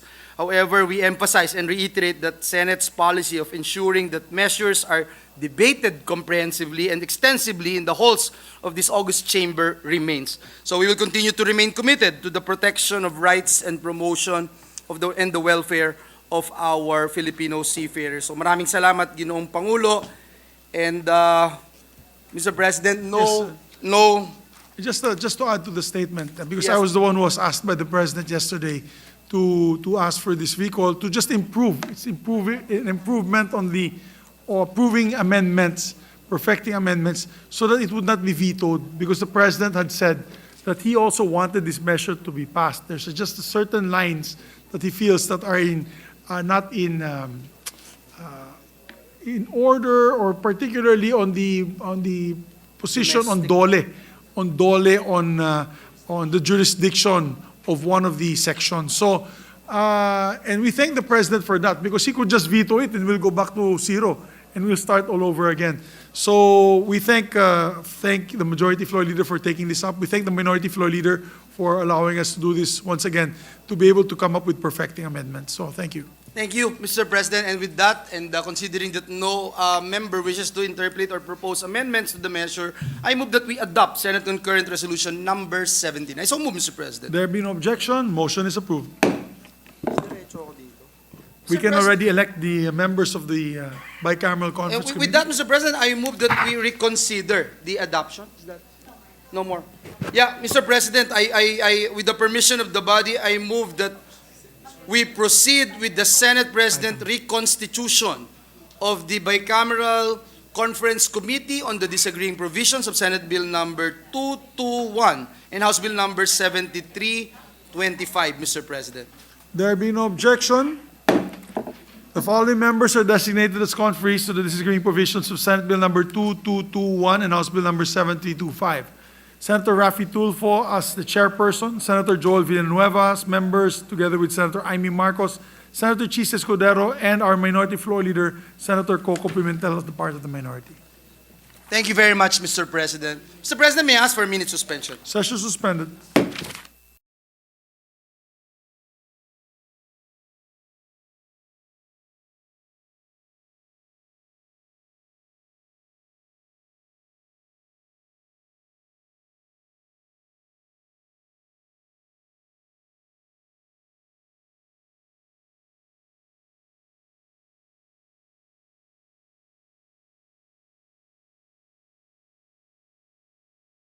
Mr. President, with the permission of the body, Senator, our Deputy Majority Leader, the hardworking Senator from the great city of San Juan, Senator J.V. Ejercito, would like to avail of the privileged hour.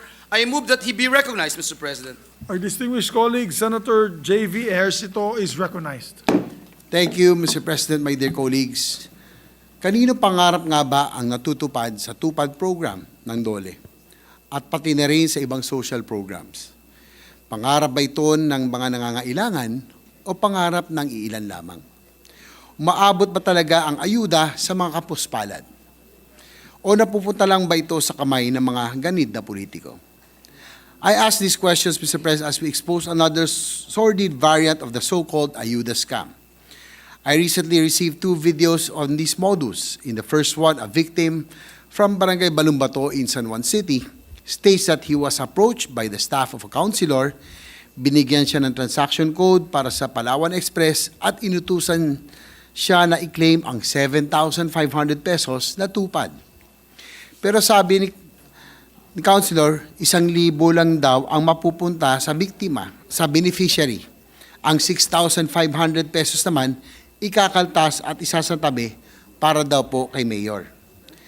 I will not name the councilor or the mayor, basta pareho po silang tiga San Juan. Let the videos speak for itself. Ito po. Sir Rapi, magandang gabi sa inyo. May concern lang po ako kasi po kakakuha lang namin kanina ng pera sa TUPAD. Tapos yung nagbigay sa amin noon ng code sa Palawan, isa sa may-ari ng inuupahan namin at saka staff po siya ni Paul Arcadi. Ngayon po, ang sabi sa amin, pag na-withdraw na namin yung pera, 1,000 na daw yung kukunin namin. Yung 6,500 daw, ibigay sa kanila para daw yun sa kay Mayor. Yun po yung sabi. Tapos po, hindi ko po matanggap yun kasi po yung pera na po yun, yung makukuha ko, itulong ko po sana sa tiyuhin ko na may gouty po, hindi na po nakakalakad.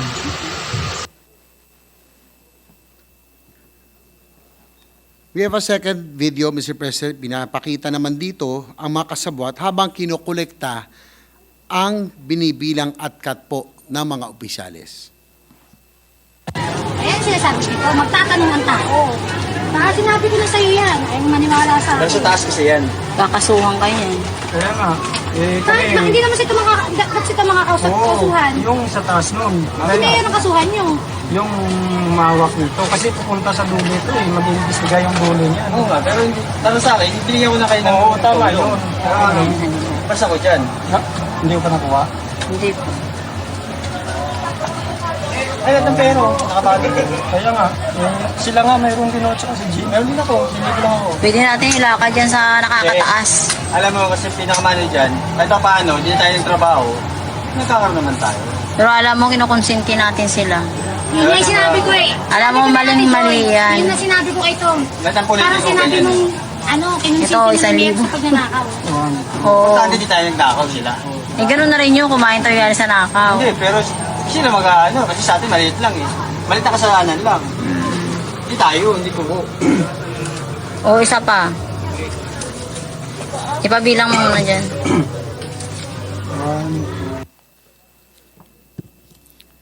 Mr. President, my dear colleagues, these videos were originally addressed to our colleague, Senator Tulfo, and they provide a clear answer to my questions earlier. Hindi natupad ang pangarap ng mabiktima ng ayuda scam, pero ang pangarap ng mga opisyales, tupad na tupad. Ang 7,500 pesos na ayuda, naging 1,000 pesos na transfer fee. Ang 6,500 pesos, naging cash in ng mga ganid na politiko, tulad ni Mr. Mayor at Mr. Councilor. Kaya nila siguro bininaan sa Palawan Express para express lane ang pagkupit. In fact, hindi nga ito simpleng kickback, remittance na po ito. But all jokes aside, Mr. President, this is not the first time that TUPAD has been mired in controversy. And no less than the Commission on Audit noted major irregularities in the program in 2021 and 2022. In fact, ayon sa salaysay ng ilang beneficiary, ang TUPAD ay pinapamigay bilang pamasko sa mga kapitan at kagawad sa aming pong minamahal na lungsod ng San Juan. 15,000 sa bawat kapitan at 7,500 sa bawat kagawad. Pero kung kalaban ka, hindi ka kasama sa Christmas party. Ang kailangan lang gawin, magbigay ng pangalan at sila po ang tatayong beneficiaries, pero yun po ang ginagawang pamasko. Mga kapamilya, kamag-anak o kaibigan nila nakapangalan dahil hindi nga po eligible ang mga barangay officials sa TUPAD. Yung AX rin pinamimigay sa mga barangay officials at ginagamit ito bilang incentive sa mga tiga City Hall. For the record, my colleagues, there are about 350 to 500 job order employees in San Juan right now. Dati po, wala na ho kaming job orders, pero ito po, karamihan ay for political accommodation. And these ayuda scams are even worse in the countryside. If these can be perpetrated in the heart of Metro Manila, it stands to reason that these are worse in the far-away provinces. Nakita na ito sa ating mga pagdinig sa Senado, umaalingasaw ang baho ng mga samot-saring ayuda scam sa mga probinsya. Sa mga hearing ni Senator Bato, naungkat ang scam sa educational assistance ng DSWD. Sa hearing naman ni Senator Amy, nakita natin kung paano ginamit ang ayuda para pondahan ang Politicians Initiative o ang PI. When ayuda is not lining pockets, it is filling in fraudulent forms. Nakakapanghinayang at nakakasuka dahil ang pera na dapat para sa mga kapuspalad, nagiging puhunan ng mga makapangyarihan. These aid mechanisms have become instruments for political interests. Instead of going to beneficiaries, they are used to reward allies and bankroll operators. In other words, they are used for patronage politics. Ang masama pa dito, winawaldas nila ang kaban ng bayan, ika nga nila. Pinakamasarap sa politika ay ang ipamigay mo ang pera na hindi sa iyo, pero ikaw, sa iyo napupunta ang pagkapogi. In the case of Mr. Mayor, Mr. Councilor, hindi lang pinamigay, pinagkakitaan pa. Nakalungkot rin, Ginoong Pangulo, when you factor in the ballooning fiscal cost of these social protection programs in the past decade. Because we know that when our annual spending increases, and probably so does the annual stealing. Let's look at how the funding for these programs ballooned in the past decade. In 2014, the Crisis Intervention Program had a 4.09 billion budget. Nung kasagsagan ng pandemya, it was 8.73 billion. Ngayong 2024, kung kailan wala ng pandemya, ang halaga nito ay nasa 34.26 billion pesos na. TUPAD had a 1.02 billion budget in 2014. During the 2020 pandemic, it was 6.78 billion. Ngayong 2024, kung kailan wala na ang pandemya, ang halaga nito ay 29.57 billion. Ang Pampamilya Program had a 62.61 billion budget in 2014. During the 2020 pandemic, it was 101.76 billion. Sa 2024, kung kailan walang pandemya, may halaga ito ng 106.3 billion. For the record, Mr. President, nung una akong hinilal bilang San Juan District Representative in 2010, I can remember the Pantawid program only had a meager 10 billion peso budget. Ngayon, dinagdag pa ang ayuda sa Kapos ang Kita program. Bago na naman po ito, o AKAP. Ang budget nito ay nasa halagang 26.7 billion pesos. What about the big picture, Mr. President? According to DBM estimates, only 6.26% of the national budget was allocated to social protection in 2014. Ibig sabihin, sa bawat 100 piso ng budget noon, 6 na piso ang ginagasto sa programa tulad ng Pantawid, AIX at TUPAD. In contrast, 12 out of every 100 pesos in the national budget will be spent for social protection in 2024, and that amounts to 745.67 billion pesos in taxpayers' money. These alarming increases require important questions. First, are these still temporary interventions, or are they dole-outs which encourage dependency? Sabi nga nung isang kasabwat, kahit di tayo nagtrabaho, nagkakaroon tayo ng pera. Hindi na yata ito crisis intervention kung taon-taon pumipila ang mga benepisaryo. This assistance program should only be a temporary measure. Dapat may exit mechanism which will connect beneficiaries to employers and jobs. And in the long term, we should focus on generating decent and fulfilling jobs instead of pouring billions into emergency employment programs.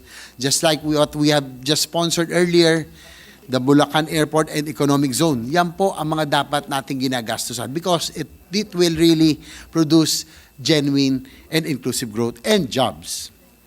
In fact, when I was Mayor of San Juan in 2007, we had the lowest poverty rate of 2.97 among all municipalities. We achieved this because we generated jobs for all our residents. On the national level, we can generate jobs by spending on infrastructure like roads, ports, and railways. This will spread growth to the countryside and generate decent and fulfilling jobs for all Filipinos. For the record, Mr. President, just one-fourth of that 745.67 billion amount could have funded the whole 163.7 billion peso railway program for 2024. To remind the body, the bulk of the rail budget for this year is now under the unprogrammed fund. It could have funded the 639-kilometer PNR long haul, which is worth 175.32 billion. That project could have cut the travel time to Bicol from 12 hours to just 6 hours. And more importantly, that could have created growth nodes, growth areas along the way, and again, provided jobs and opportunities to a lot of people from Laguna, Quezon, Batangas, all the way to Bicol. It could have paid for phase 1 of the Mindanao Railway project, which is worth 81.7 billion pesos. And it could have bankrolled phase 1 of the Metro Manila subway that alone could transport 370,000 passengers per day and help avert the Carmageddon in our national capital. And that 745.67 billion could have built several kilometers of new roads and several classes with 3 floors each. To conclude, my dear colleagues, the scams perpetrated by politicians do not just bankrupt our nation's wallet, they also break our nation's spirit. They make us turn against each other instead of working together to build a stronger nation. And that is the rot which sinks deepest. As a great man once said, the most damaging crimes against society are those perpetrated by hoodlums in suits and hoodlums in barong Tagalog. Hindi po nandito yon. But we have a chance to make it right. We have an opportunity to change welfare as I know it. To borrow from the great Lee Kuan Yew, we can build a fair society and not just a welfare state. We should dole out opportunities and not entitlements. We can do that by building better and more infrastructure. We can spread growth to the countryside. Let's pave roads to progress and lay the track towards inclusive growth. Let us spread the development and create opportunities, especially in the countrysides.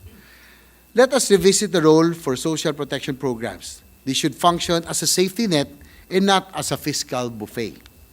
Higpitan natin ang safeguards so that beneficiaries will receive what is due to them.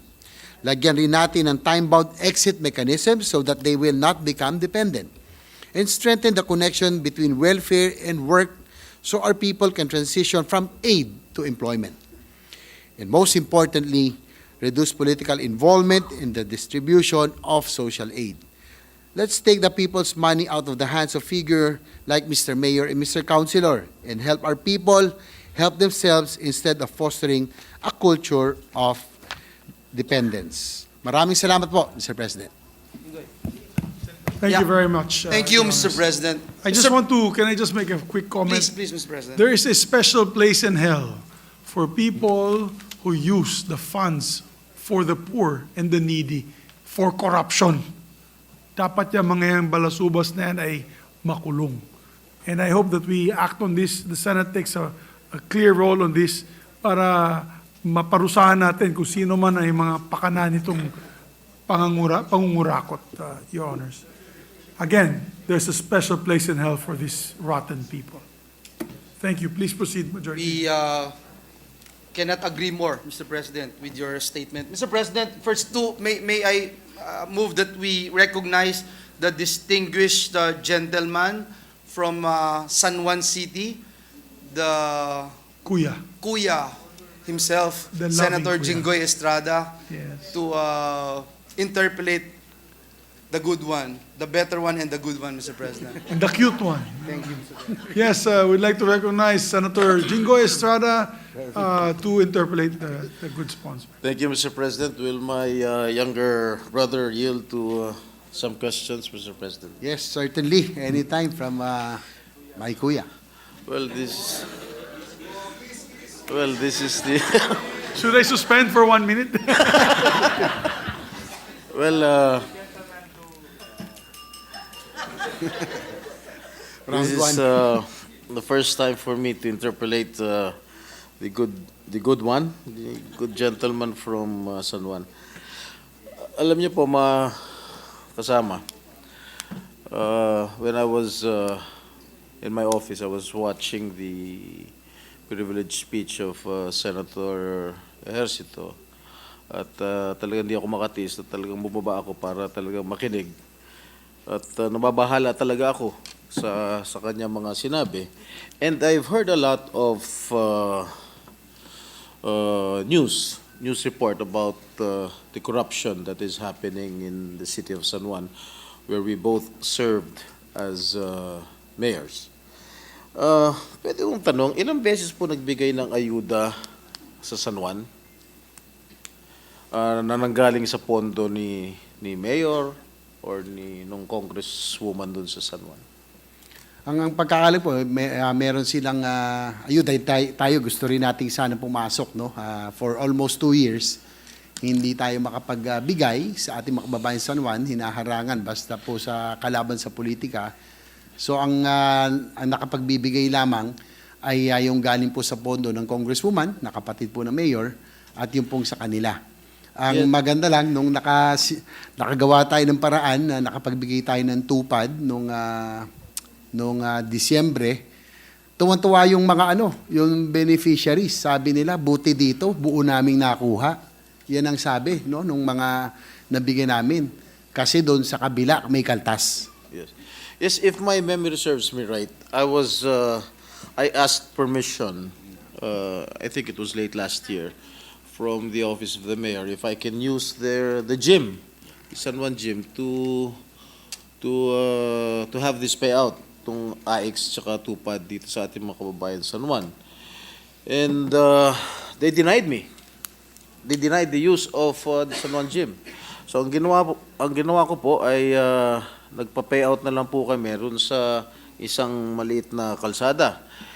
But prior to that, na pag-alaman ko na nagkaroon ng payout din sa San Juan Gym, siguro few weeks after, ang pondo ay nanggaling sa ating mga kasamahan senador na malapit doon sa mayor ng San Juan.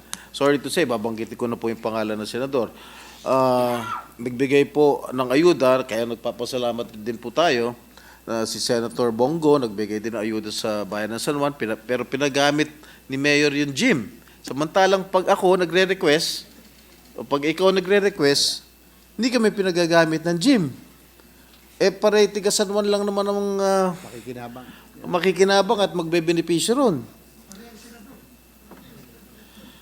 At ganun din si Senator Amy Marcos, nakapagbigay din po ng ayuda, pinagamit din sila ng gym, pero kami ni Good One, ay hindi po kami pinagbigyan na gamitin yung gym sa San Juan.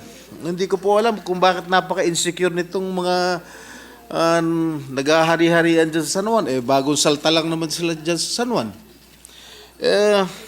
Ginoong Pangulo, Mr. President, you mentioned earlier, I did not see or watch the video because I was going down, no? Meron kayo na banggit na isang beneficiary na in-approach ng isang konsel ba? Staff ng konsyal. At ang sabi, magkano ba binibigay originally? 7,000? 7,500, Your Honor. 7,500. Tapos? Pero ang makukuha lang ng beneficiary ay 1,000 pesos. 1,000? So 6,500 pesos ang kinaltas. So saan daw mapupunta yun, 6,500, Mr. President? According sa video, no, nanggaling na po doon sa nag-record, ay yan daw po ay para kay Mayor at sa mga nasa taas. 1,000 lang ang talagang nakuha nila. So, yung bang taong na nasa video na kinunan mo, na nag-attest na binabawasan sila ng 6,500, ay willing mag-execute ng affidavit at ituro si Mayor? Well, yan ang hinahanap namin. Actually, yung video na yon is directed to our colleague, Senator Tulfo. No? Hindi natin kununan yun. Nakuha lang namin, pero nabura na po yan.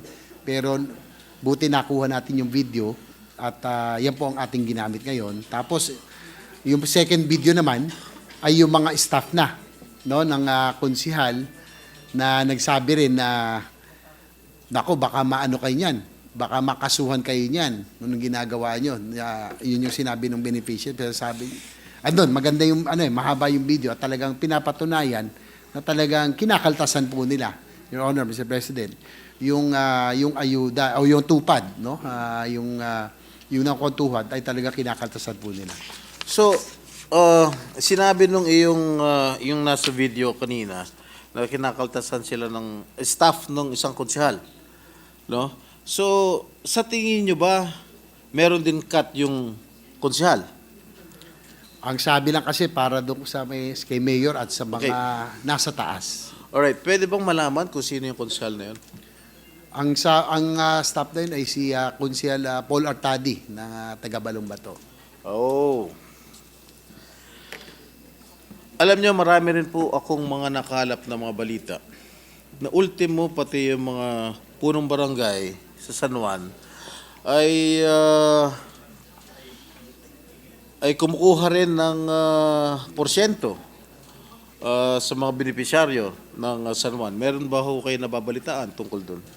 Well, narinig ko na rin po yan at kanina nabanggit ko rin na yung pamasko, di ba, nung nag-mayor tayo, binibigyan natin ng pamasko ang mga barangay officials. Yung kapitan, ang narinig ko, 15,000, yung mga kagawad, 7,500, pagkalaban, wala.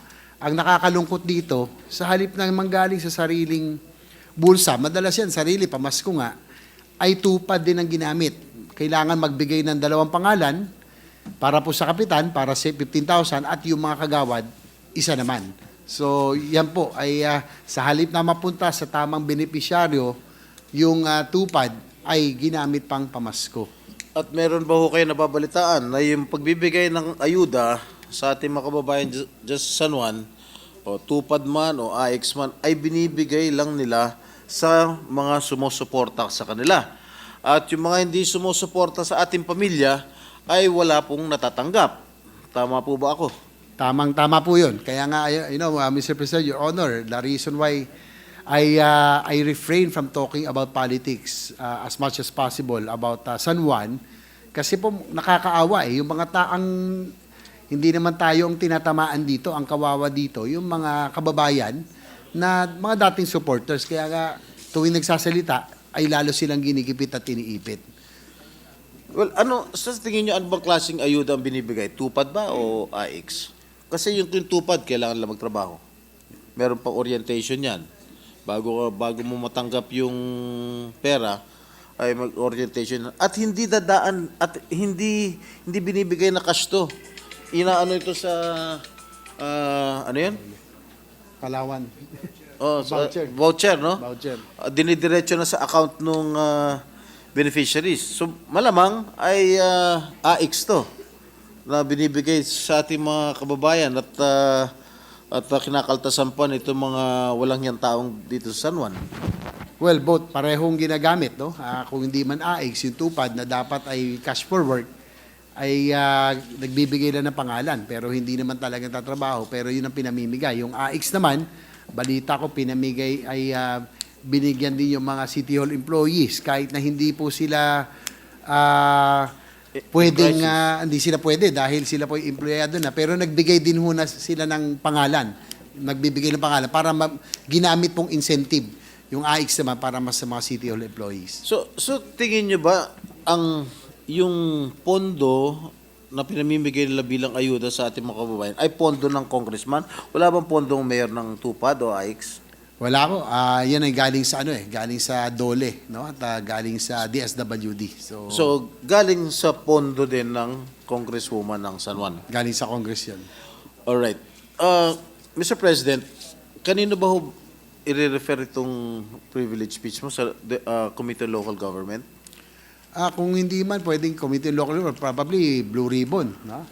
Your Honor, kasi po ito yung supposedly DSWD or DOLE ang mag-i-implement ng programa, pero mukhang may irregularidad. So it depends on our committee on rules kung saan siguro i-refer. Pwede natin ipatawag lahat ng mga punong barangay, yung 21 barangay captains ng San Juan, dahil marami rin tayo nababalitaan at marami rin gustong magpatunay na itong mga barangay captain ng San Juan ay talagang involved din sa pagbabawas ng ayuda na dapat ay para sa ating mga kababayan o ating mga beneficiaryo sa San Juan. Kaya naman po ako'y umiinit na naman ang ulo ko pag nakakarinig ako nitong mga ganitong klaseng imbis na ibigay na lang, susubo na lang sa bibig ng ating mga kababayan mahirap, ay kinukuha pa nitong mga yung sinasabi mong konsehal at yung kasabwat na rin yung mga mayor. Pati siguro yung lahat ng mga konsehal ng lungsod ng San Juan ay patawag na ng appropriate committee para maimbestigahan, to shed light on this matter. And this should and must serve as a stern warning, not only to the officials of the city of San Juan, but to the whole nation, na kung meron po magbibigay ng ayuda, ay dapat buong-buo ang ayudang ibibigay. Dahil nung ako po nung nakaranto, nung nakapagbigay po tayo ng ayuda, sinisiguro ko at sinasabi ko po sa taong bayan, sinasabi ko po sa aking mga kababayan, ito pong ayudang ito, halimbawa 5,000, ito pong 5,000 ito, buong-buo ay mapupunta po sa inyo. At wala pong mag-aabang dyan sa likuran ng gym para kaltasan kayo ng pera. Kaya hindi katulad, lagi ko nga sinasabi, hindi katulad ng mga binibigay itong kasalukuyan nakaupo dyan sa munisipyo o dyan sa City Hall, na kapag nagbibigay sila ng ayuda, may bawas ka agad. Katulad nga na sinabi nyo kanina, 6,500. Imagine, ang dapat sa iyo, 7,500, 6,500 ang makakaltas, 1,000 lang ang makukuha mo. Eh, sana hindi ka naman lang pumila. Di ba? At sana mahanap niyo po itong nagbigay ng video, nagbigay ng statement sa iyong video, at mag-execute na kaagad ng affidavit para lumakas yung kaso natin laban dito sa mga ganid dito sa mga napakaswapang na opisyalis dito sa bayan ng San Juan. Yun lamang po at maraming salamat. Maraming salamat. Actually, maganda rin na nakapaggawa tayo ng paraan na nakabigay ng TUPAD at AX. No? Kahit na ayaw tayo pahiramin ng mga facilities. No? Kasi nagkaroon ng comparison eh. Doon nagkaroon actually ng alingasaw. Dati haka-haka lang, pero nung nabigyan natin yung mga beneficiaries natin, ang talagang madalas na sinasabi, buti po sa inyo, buo. Yung pong nakuha namin, dati may kaltas. At ito lang ang binibigay. Kaya malaking bagay din na nagawa natin ng parang kahit na hindi tayo pinahiram ng pasilidad, ay nalaman ng mga taga San Juan na yung pong ayuda at yung AX ay ganun pala ang halaga dapat na makuha nila. Sa atin nakukuha yung karapat dapat. Tsaka, if I may add, Mr. President, katulad nga nung nakarang kaarawan ko, itong nakarang linggo, hindi na po ako naglakas loob na humingi ng permit para magamit yung San Juan Gym. Ako'y dumiretso na lang dun sa Phil Oil kung saan ay privado yata umuupa nun, at nakiusap ako kung pwede gamitin yung Phil Oil yung arena. At doon po ako nag-distribute ng mga bigas, dilata para ibigay sa ating mga kababayan San Juan. Ngunit ano po nangyari after that? Nabalitaan siguro ng mga Poncio Pilato dyan sa City Hall. Ultimo yung Pangulo ng Barangay Captain. Sasabihin ko na, yung Barangay Captain ng Barangay Addition Hill, si Herbert Chua. Kinastigo ang mga Barangay Captain kung bakit sila nakipag-cooperate sa pagbibigay ng mga ticket. Imagine, ibibigay na lang yung magbibigay na lang tayo ng tulong dito sa ating mga kababayan, gusto pang harangin. At nangyari na rin po yan. Nung panahon ng pandemya, nagdi-distribute lang ako ng bangus. Oh, ano ginawa nung siraulong mayor na yan? Pinahuli ako, pinakulong ako. Kompleto naman ako, nakasuot ako ng PPE. May social distancing pa. Mamaya-maya nakikita ko may mga mobile car na, mga 5. Tapos nilapitan ako nung chief of police. Senador, pero hindi na ako senador noon. O bakit? Meron ba akong violate? Pinapahuli ko kayo, pinapaimbita ko kayo ng secretary ng DILG. Secretary pa ron, si Gerald Anyo. Sabi ko, nandun ba si Gerald Anyo sa presinto? Wala po, pinimbita lang ko kayo. Imagine, ito lang pagbibigay ko ng bangos sa panahon ng pandemya na kailangan ng taong bayan ng pagkain. Ipinagkait pa nila. And these products are perishable products that needed to be disposed right away. Kung ito pong mga isda ito pong mga bangus to, galing po sa fish pet ng nanay ko sa Zambales.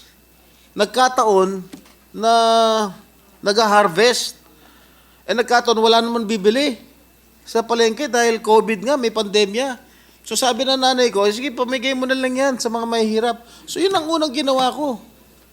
Tinawag ko yung mga leader natin sa San Juan at pinagbibigyan ko ng bangos. Bigla na lang akong pinahuli itong mayor na ito. At inamin naman niya.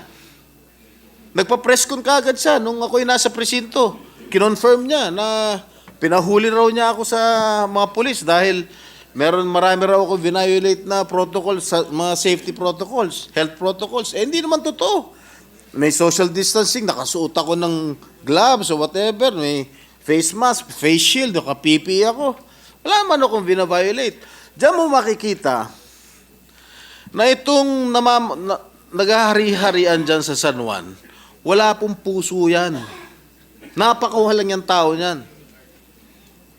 Imagine, ibibigay mo nila sa taong bayan, pagkakait pa nila, porque tulong ko, tulong ni Senator JV, ipagkakait nila, pagbabawal nila. Hindi naman tama yun. Pero ako naging mayor, si Senator JV naging mayor. Lahat, pag merong sakuna, lahat ng mga gustong tumulong sa bayan namin, welcome. Wala kaming pinagkakait. Wala kaming pinagbabawal. Ngunit ito, malayo ugali nito.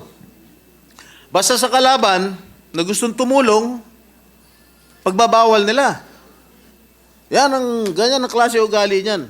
Yun lamang po, Ginoong Pangulo. Salamat, thank you. At maraming salamat sa paglabas nito. Pero nakakalupot na gabi, Sir President, ay dapat po sana pag ito'y tulong, kahit kanino pa nang galing, ang magbebenepisyo naman dito talaga yung mga kababayan natin. No? Basta ito'y makakarating sa kanila. So that's again, as much as possible, I didn't want to talk about San Juan kasi nga, mas lalo po silang ginigipit sa tuwing kami po ay nagsasalita sa nangyayari sa aming bayan. Pero ito medyo glaring na kasi masyado dahil yung TUPAD o AIX na dapat mapunta sa kanila, kinakaltasan, ang nakukuha pa nila, mas maliit. At totoo po experience, ang binanggit ni Senator Jinggoy, pag galing ho sa amin, na ang magbebenepisyo naman, ay mga kababayan namin talagang hinaharang at pinagbabawalan. And I'm hoping that with this, ay hindi lang man to parochial, Your Honor, Mr. President. I hope it does not, it opens the eyes na kailangan magkaroon ng safeguards na hindi na mangyari ito sa ibang lugar din sa ating bansa. Lalo na sa far-flung areas, if can happen right here in Metro Manila, mas lalo pa sa ibang lugar. Kasi nakakatakot po rito, this is cash, we're handling cash, kinakailangan ho talaga mas mahigpit ang pag-implement nito para masiguro na makarating doon sa tunay na benepisyaryo. Thank you, distinguished sponsor. I'm just happy to witness that the two of you speaking to each other finally. We'd like to recognize the sharpshooter of the Senate, the gentleman from Davao and Batangas, Senator Go. Mr. President, if I may interject, since my name was mentioned by the good senator from San Juan and Zambales. Mr. President, just want to clarify for the record, wala po akong payout na ayuda sa 2023 na ako mismo ay pumunta doon sa San Juan. Nevertheless, dapat po walang pinipili ang pagbibigay ng ayuda. Dapat po ang pagpapagamit ng gym, pagpapagamit ng venue sa lugar, ay dapat po ipagamit yan sa Pilipino. Pera ng tao yan. Wala pong may-ari niyan. So, wala pong dapat ipili. Tulong yun eh. Kaya nga dapat puntahan natin sila para komportable naman sila sa kanilang kinatatayuan, wag nang pahirapan pa. Tsaka yung mga ayudang natatanggap nila sa gobyerno, TUPAD, AIX, ay mula po yun sa pera ng taong bayan yun. Dapat po ibalik sa kanila. I agree with the Senator, gentleman from San Juan, and condemn this corrupt scheme. No? In fact, during the hearing of the Committee on Public Order, na-discovery po namin yung TUPAD scam na isang pangalan, isang tao, ang ginagamit ay isang tao lang pero iba't ibang IDs ang ginagamit para mag-claim ng iba't ibang benepisyo mula sa TUPAD program. Hindi po tama ito. Dapat po maimbestigahan ito at makulong kung sino yung nananamantala sa pera po ng taong bayan. At since gusto ko lang po i-clear kay Senator Estrada na last year po ay wala po akong payout doon. No? Since brother to brother na po itong usapan dito sa floor, ako po ay nananawagan rin po sa ating kasamahan dito, sa ating good senator from Valenzuela. Baka po pwedeng manawagan rin po sa iyong kapatid kasi marami pong mga validated list po, Senator Gatchalian, na hindi pa po nababayaran ng kalihim po ng DSWD. So, napansin ko lang kanina kasi brother to brother na po nag-uusap dito. Since brother mo rin po ang kalihim ng DSWD, my colleague, Mr. President, baka pwede po, maawa naman tayo sa mga mahirap. Tulungan po natin, balikan natin yung mga validated list po na nangangailangan ng tulong. Pera naman po ito ng gobyerno, ibalik natin sa kanila. Kaya nga pong tinawag ito na Assistance in Crisis Situation. AIX po, tulong po ito sa mga mahirap. Yung TUPAD po, dapat tuparin po ito, yung mga pinangako sa mga mahirap. Yun lang po, Mr. President. Dapat po ay huwag ipagkait ang tulong sa mga mahirap. Alam nyo, bawat piso, bawat sentimo, yung 3,000 na natatanggap nila, napakahalaga po yun sa mga kababayan natin. Laman na po ng tiyan nila yun. Huwag nating tagalan. Bilisan po natin ibigay sa kanila. Kung dyan naman po yung pondo, di ba? Huwag na natin tagalan pa. Ba't pa natin pahirapan? Naghihirap na nga yung mga kababayan natin. Pinapahirapan pa. Kaya po ako nananawagan sa ating good senator. Since brother to brother na ito, please lang po, Senator Gatchalian, panawagan po sa iyong brother. Mr. President. Magmalasakit kayo kay Senator. Magmalasakit tayo sa mga mahirap nating kababayan. Huwag po sa akin, magmalasakit po tayo sa mga kababayan nating mahirap na nangangailangan po ng tulong, lalong-lalo na po yung mga biktima po ng bagyo, baha, disaster, sunog. Ako mismo, pinuntahan ko na po yun, mula Apari hanggang Hulom. Mula Batanes, napuntahan ko na yun, Lindol. Nakita ko po yung totoong sitwasyon. At alam po ng ating good senator from Valenzuela, dahil dati rin po siyang mayor, at alam ko po na matulungin rin po ang ating good senator from Valenzuela. At siyempre, ang kalihim ng ating DSWD, matulungin rin po. Yun lang po, wag lang po natin sila paantayin na matagal. Maraming salamat po, Mr. President. Thank you, Senator Go. Before we recognize the gentleman from Valenzuela, we'd like to note that Senators Dela Rosa and Tolentino are laughing heartily at the manifestation of Senator Go. Yes, go ahead, the gentleman from Valenzuela. Thank you, Mr. President. I was actually at the back preparing for my amendments, Mr. President. But in response to the good gentleman from Davao, narinig ko po na kapatid sa kapatid at dahil kapatid po ako ng kalihim po ng DSWD, ang masasabi ko lang ho, ipapaabot ho natin yung mga sentimento po ng mga kasamahan ho natin patungkol po sa pagbibigay ng tulong at ng suporta sa mga kababayan natin na nangangailangan. At alam niyo ho, kahit na ho magkapatid ho kami, pero dahil po sa dami ng trabaho namin, hindi ho kami madalas na nag-uusap. At sinusubukan ho namin na yung trabaho namin ay magampanan ho namin ng mabuti. Pero sa ating kasama, si Senator from Davao, alam ko ho na ang puso niya ay para tumulong. At nakita ko ho yan maraming beses nung pumunta ho siya sa Valenzuela, nung kami po ay nasunugan, at pumunta ho siya sa iba't ibang lugar.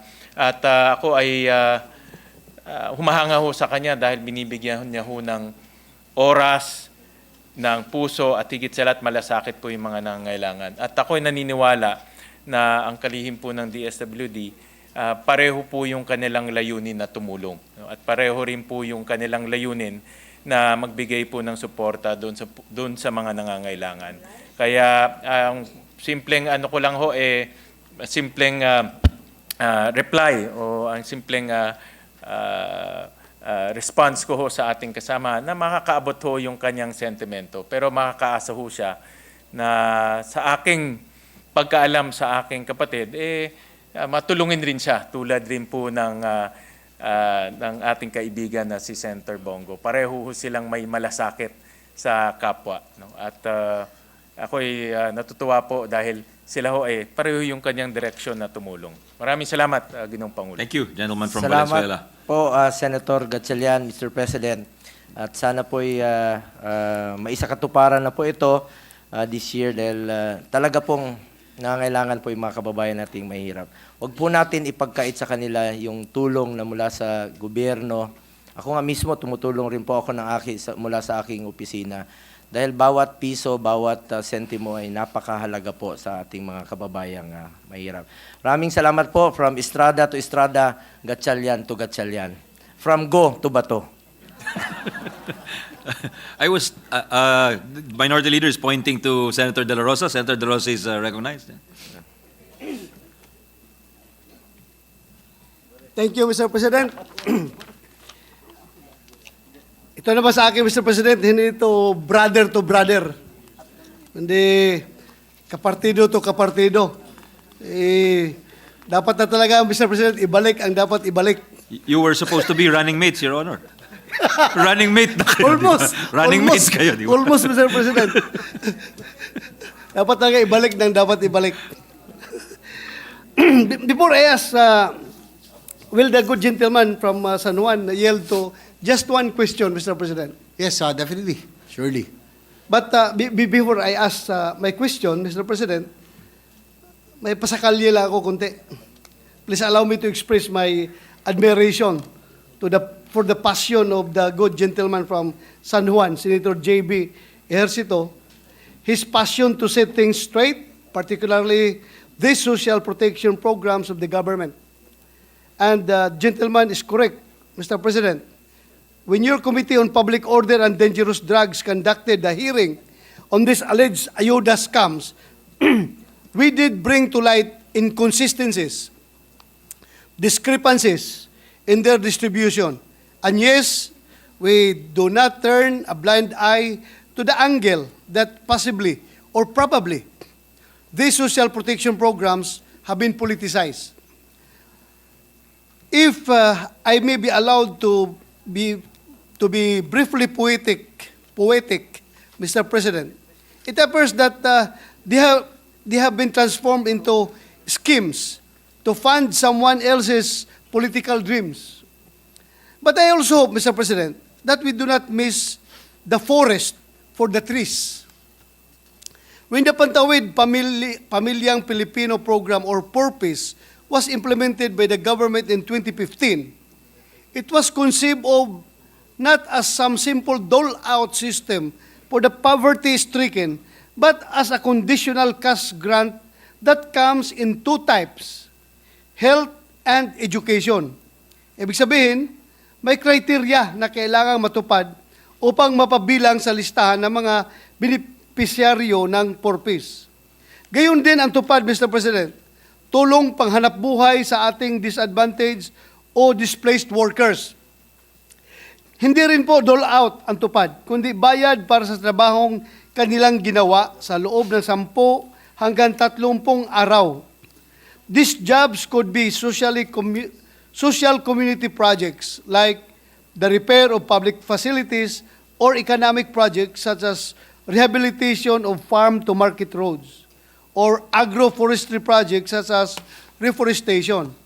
Hindi kailanman naging kasalanan ang kahirapan, Mr. President. Kung taon-taon may mga kapwa Pilipino tayong pumipila para tumanggap o mag-claim ng ayuda, ibig sabihin taon-taon ay may programa ang gobyerno para sa kanila. Taon-taon ginagawa ng ating mga ahensya ang kanilang trabaho, tinutupad ang kanilang mandato. Dahil hindi nila kasalanan na mahirap sila, hindi rin kailanman naging masama ang gumawa ng sistema upang tulungan sila. Along with the good gentleman from San Juan, I condemn the corruption that taints the distribution of these social protection programs. However, I cannot for the life of me condemn the fact that we have set these programs in place precisely because poverty is not to be condemned, but to be remedied. And if these programs form part and parcel of the remedy, then what must be done immediately is to ensure their efficient and proper distribution instead of considering their eradication. Yung nakita natin sa hearing natin, Mr. President, is I thought it was only happening in the faraway Mindanao. But ngayon, ito pala happening rin right at the heart of Metro Manila, specifically San Juan. So, mukhang kung sasakit pa, Mr. President, parang cancer na ito na kumalat na kahit saan-saan. So, kailangan talaga ito maagapan kaagad para hindi masayang yung pera ng gobyerno na kung saan mga anak, mga apo pa natin ang mababayad sa utang ng ating gobyerno, ito'y sinasayang lang dahil napupunta sa bulsa ng mga masasamang tao. So with the permission of our good senator from San Juan, may I profoundly ask just one question. Nabanggit niyo po, as a great man once said, the most damaging crimes against society are those perpetrated by hoodlums in Sot and hoodlums in Barong, Tagalog. Ang tanong ko po, Mr. President, sino po itong nabanggit nyo na great man? Thank you, Mr. President. Kung maalala mo pa. Naalala ko, ay pangalan yata niya, Joseph Estrada, Your Honor. Yes. Yan yung, siya po yung Presidential Anti-Crime Commission dahil lang sabi niya, yung mga mahihirap, kaya napipuwersang gumawa ng krimen dahil sa gutom. No? Kakalungkot dahil sila'y pag nahuli, kinukulong kaagad. Pero yung mga hoodlums in robes, in uniform, in Barong Tagalog, in suits, kahit gumawa ng krimen, hindi po sila nahuhuli. Kaya yan yung rationale ba't niya nasabi yun noon. Indeed, I agree, Mr. President, that indeed the source of this quotation is a great man. I second the motion. Thank you, Mr. President. Thank you, gentleman from Davao Thank del you. Sur. Next is our resident Bar Tapnatcher, the gentleman from Cagayan de Oro, the Minority Leader, Senator Pimentel. Thank you, Mr. President. It also fits you, Mr. President, to be there, our presiding officer. Yeah. I was told that the Senate President would be gone for 10 minutes. It's more than 10 minutes already, just to remind him and his aides. That But I'm here in a temporary my honest capacity. opinion, sir, bagay po, bagay. Bagay po. Bagay rin po sa inyo. With the permission of our colleague, if we could ask some clarificatory questions on his speech, Mr. President. Certainly, the Minority Leader.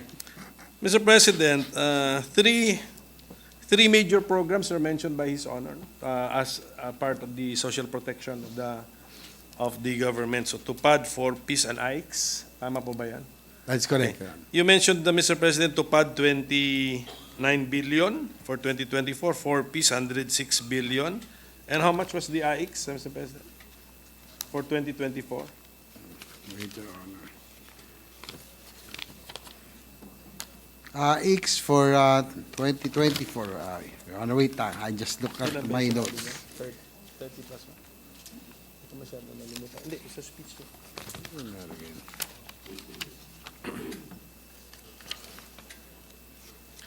Can you flash it? Yes, Pwede it is- paki-flash na lang sana nasa yung sa screen. PowerPoint. PowerPoint. Sige po, because I summed it up, mga around wala, it's quite far from the 745 billion pesos mentioned by His Honor as the budget for social protection. So what other programs did you consider? The AICS pala, yes. I have the honor, Your Honor. For 2014, it was 4.09 billion.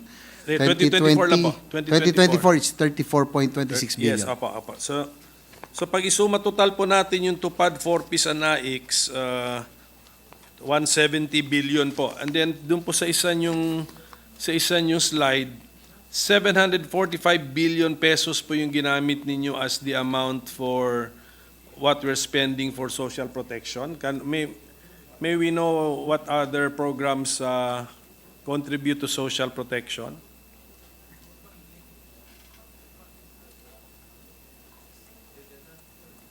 Honor, Mr. President, if I may, in the line item based on NEP, for social protection, that's a total already. Opo. So kasama na rin po yung ibang mga items, it's 746 Tulad billion. po ng ano yun, tulad po. Kasi kaya ko po tinatanong to kasi kung naaabuso, yun po yata yung sa parang thesis statement po ng ating kasamahan dito na may loophole or may abuso sa TUPAD sa isang syudad sa Metro Manila, baka naman yung the rest of the other social protection programs baka pwede rin maabuso o may loopholes din po. Kaya kung pwede mabanggit po yung other programs which contributed to the amount 745 billion pesos.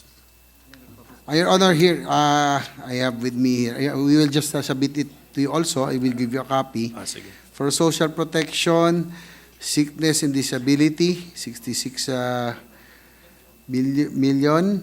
Old age, senior citizens, 50 billion. Survivors, gender development, 83.5 billion. Family and children's families, 39 billion. Unemployment, 34 billion. Housing, 2.6 billion. Pantawid, Pampamilya or CCT, 106 billion. Tapos yung iba po, halo-halo na, no? So sige. this is the total. Yes, I'll take it. So it's I not get just it. for AICS and Opo, I get it, Mr. President. So sana ang isa pa siguro rito na pwede bang multiple times makatanggap ang isang beneficiary, Mr. President, sa iba't ibang programa na under social protection? from what I know, not in the same year, Your Honor. Okay. Only, tsaka hindi ka pwedeng pumunta sa, you cannot benefit from other programs. Kumbaga, ang rational, so that everybody, especially yung poorest of the poor, everybody can have the chance to be given assistance. Kinalat talaga ang program. I know that's the spirit. Pero siguro, posible kasing meron tayong indigent na senior citizen na baka maka-AICS din siya because he or she may also be in a crisis situation, Mr. President. Your Honor, we have a case like that in San Juan, from what I know, humihingi. Siyempre po, gusto rin makakuha po ng AICS, no? But unfortunately, the DSWD or the City Social Welfare Office did not allow her because she is already getting from the senior citizens. So talagang ini-spread out po talaga. Sige, so, opo, yan po yung yan. Maganda naman pong yan, magandang policy po yan. We try our best to spread out. So kung makahanap din tayo ng beneficiary or individual na naging multiple times beneficiary siya, there is also, di ba, kunyari, pero makahanap tayo ng isang individual na iba't ibang programa ng ayuda or social protection ay na-avail niya, medyo questionable din po yun. Tama? That's another form of a possible ayuda scam. Definitely. No? Posible. Pag halos lahat po ng programa, beneficiary siya, talagang kaduda-duda na rin po yun. But let me just put on record, Your Honor, our minority leader, Mr. President, that I'm not really against this program. So kailangan po natin tumulong. Yung AICS, yung TUPAD, cashier work. Now, may AKAP pa. Ang sa akin lang, parang nagiging ayuda mentality na tayo. No? This should be short term, dapat may time frame, dapat gagraduate po ito and progress into employment, no? At kung ano pa. I think this is much more important, no, for us to prioritize programs that will generate jobs and opportunities. Yung talagang trabaho. Instead of prioritizing, ito parang taon-taon na nito, there's no return to government. So, hindi naman po ako against yan sa ngayon, pero it has to have an exit mechanism that would lead to, siguro, connect the beneficiaries to jobs, training muna, tapos magkaroon ng talagang trabaho in the future. Sige po. At mabuti po nabanggit yung AKAP program. Mukhang itong AKAP ay mag-overlap siguro ito sa AICS, Mr. President? O same rule ba dito na once makatanggap ka sa AICS, hindi ka na pwede sa AKAP and vice versa, Mr. President? Ang nakakaano, no, I receive information that ito pong AKAP, meron din po mga 4-piece beneficiary na nakakuha at the same time. So, taliwas po ito sa ating pinag-usapan kanina na sana ma-spread out na talaga lahat, mabigyan. So, this is a new, again, we were also surprised by this. I'm also, first time that I heard about this AKAP during this controversy on the PI. Ngayon ko lang din po narinig po ito. So, it's another social program again, no? It's baga nadagdag na naman sa AIC sa TUPAD. May bago na naman po tayo. Alam niyo po ba magkano to sa 2024 budget?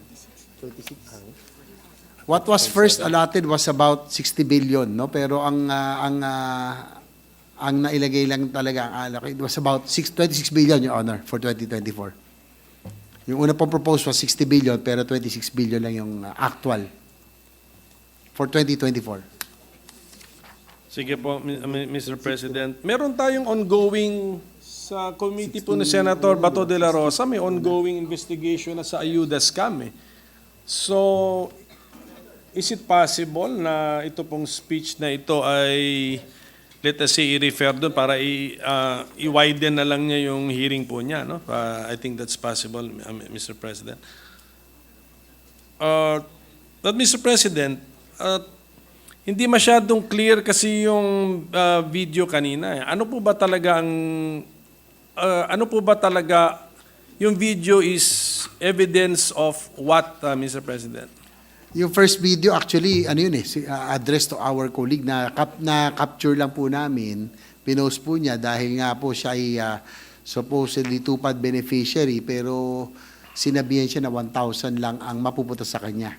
At yung 6,500 po ay kukunin sa kanila at pupunta po sa mga nasa taas, no? Yun ang sinabi. Tapos yung second naman na video ay pinapatunayan na talagang yun nga po yung naging kalakaran. No, parang yung mga nag-uusap doon, yung mga staff, yung pong ibang beneficiaries, staff ng konsihal, staff ng DSWD, parang sinabi nga doon, makukulong kayo niyan. Diba? Parang yun yung kung makikita niyo yung usapan kanina. Just a friendly reminder na lang, Mr. President, or suggestion, because I have attended the hearing of Senator Bato Dela Rosa. Yung mga evidence doon ay may affidavits, and then identified po yung mga taong pwedeng maimbita as resource persons or witnesses. So if we can siguro suggest to His Honor,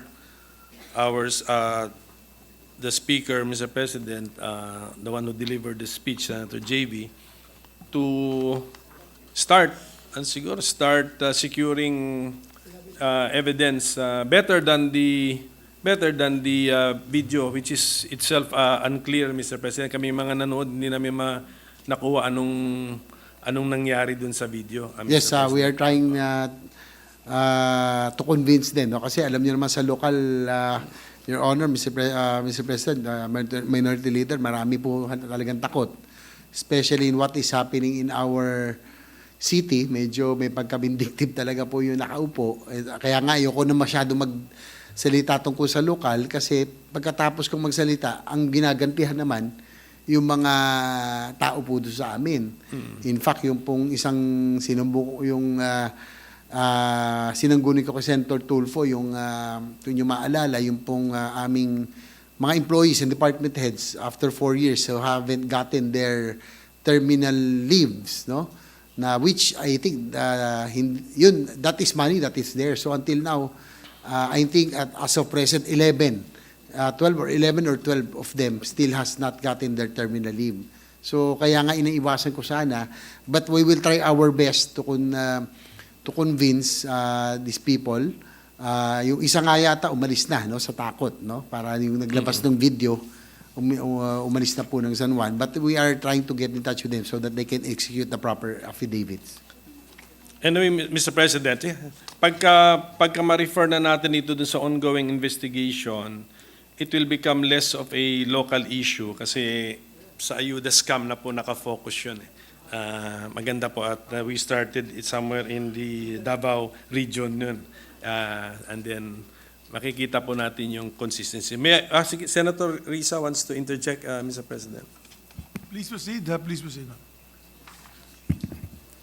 Salamat kayo, Mr. President, and to the good minority leader and the good gentleman from San Juan.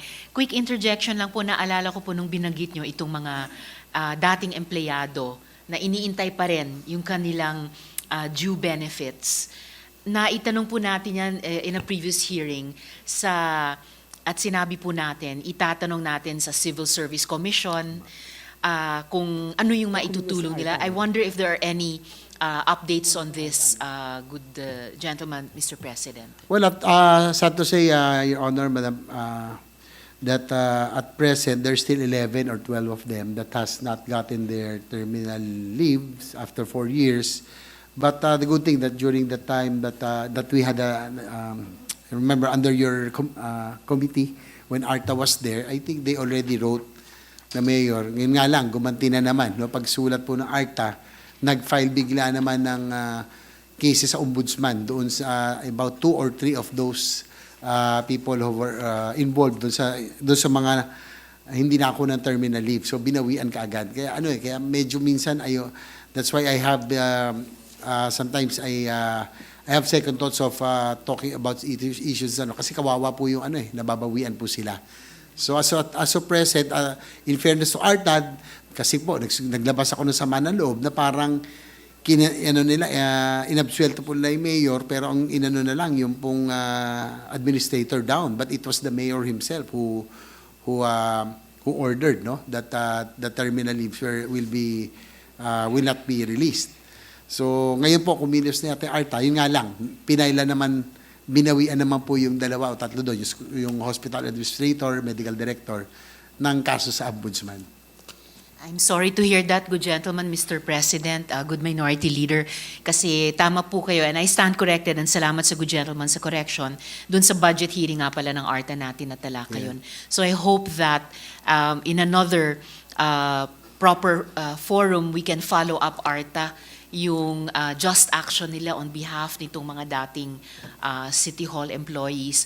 Para din, among many other things, kapag nais nilang i-bring forward yung ganitong mga issues, they can also do all the due diligence, including yung iminumungkahi or pinaalala ni minority leader na to bring forward the affidavits and everything else that will really give support to serious allegations about important governance issues. Salamat, good gentleman. Salamat kayo, Mr. President. And salamat, Minority Leader. Thank you to our Deputy Minority Leader and also for the support to the people, for those people who were aggrieved by who hasn't received their terminal after 4 years. Sabi nyo nga I remember that this is not just a parochial issue because it can happen in other places where there are similar circumstances na talagang pag may change of administration, talagang nangyayari po yun. So thank you again.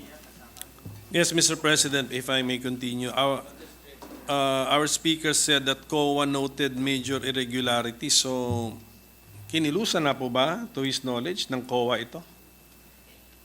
Nasa speech niyo po, nasabi niyo po na the COA noted major irregularities in the giving out of TUPAD in San Juan.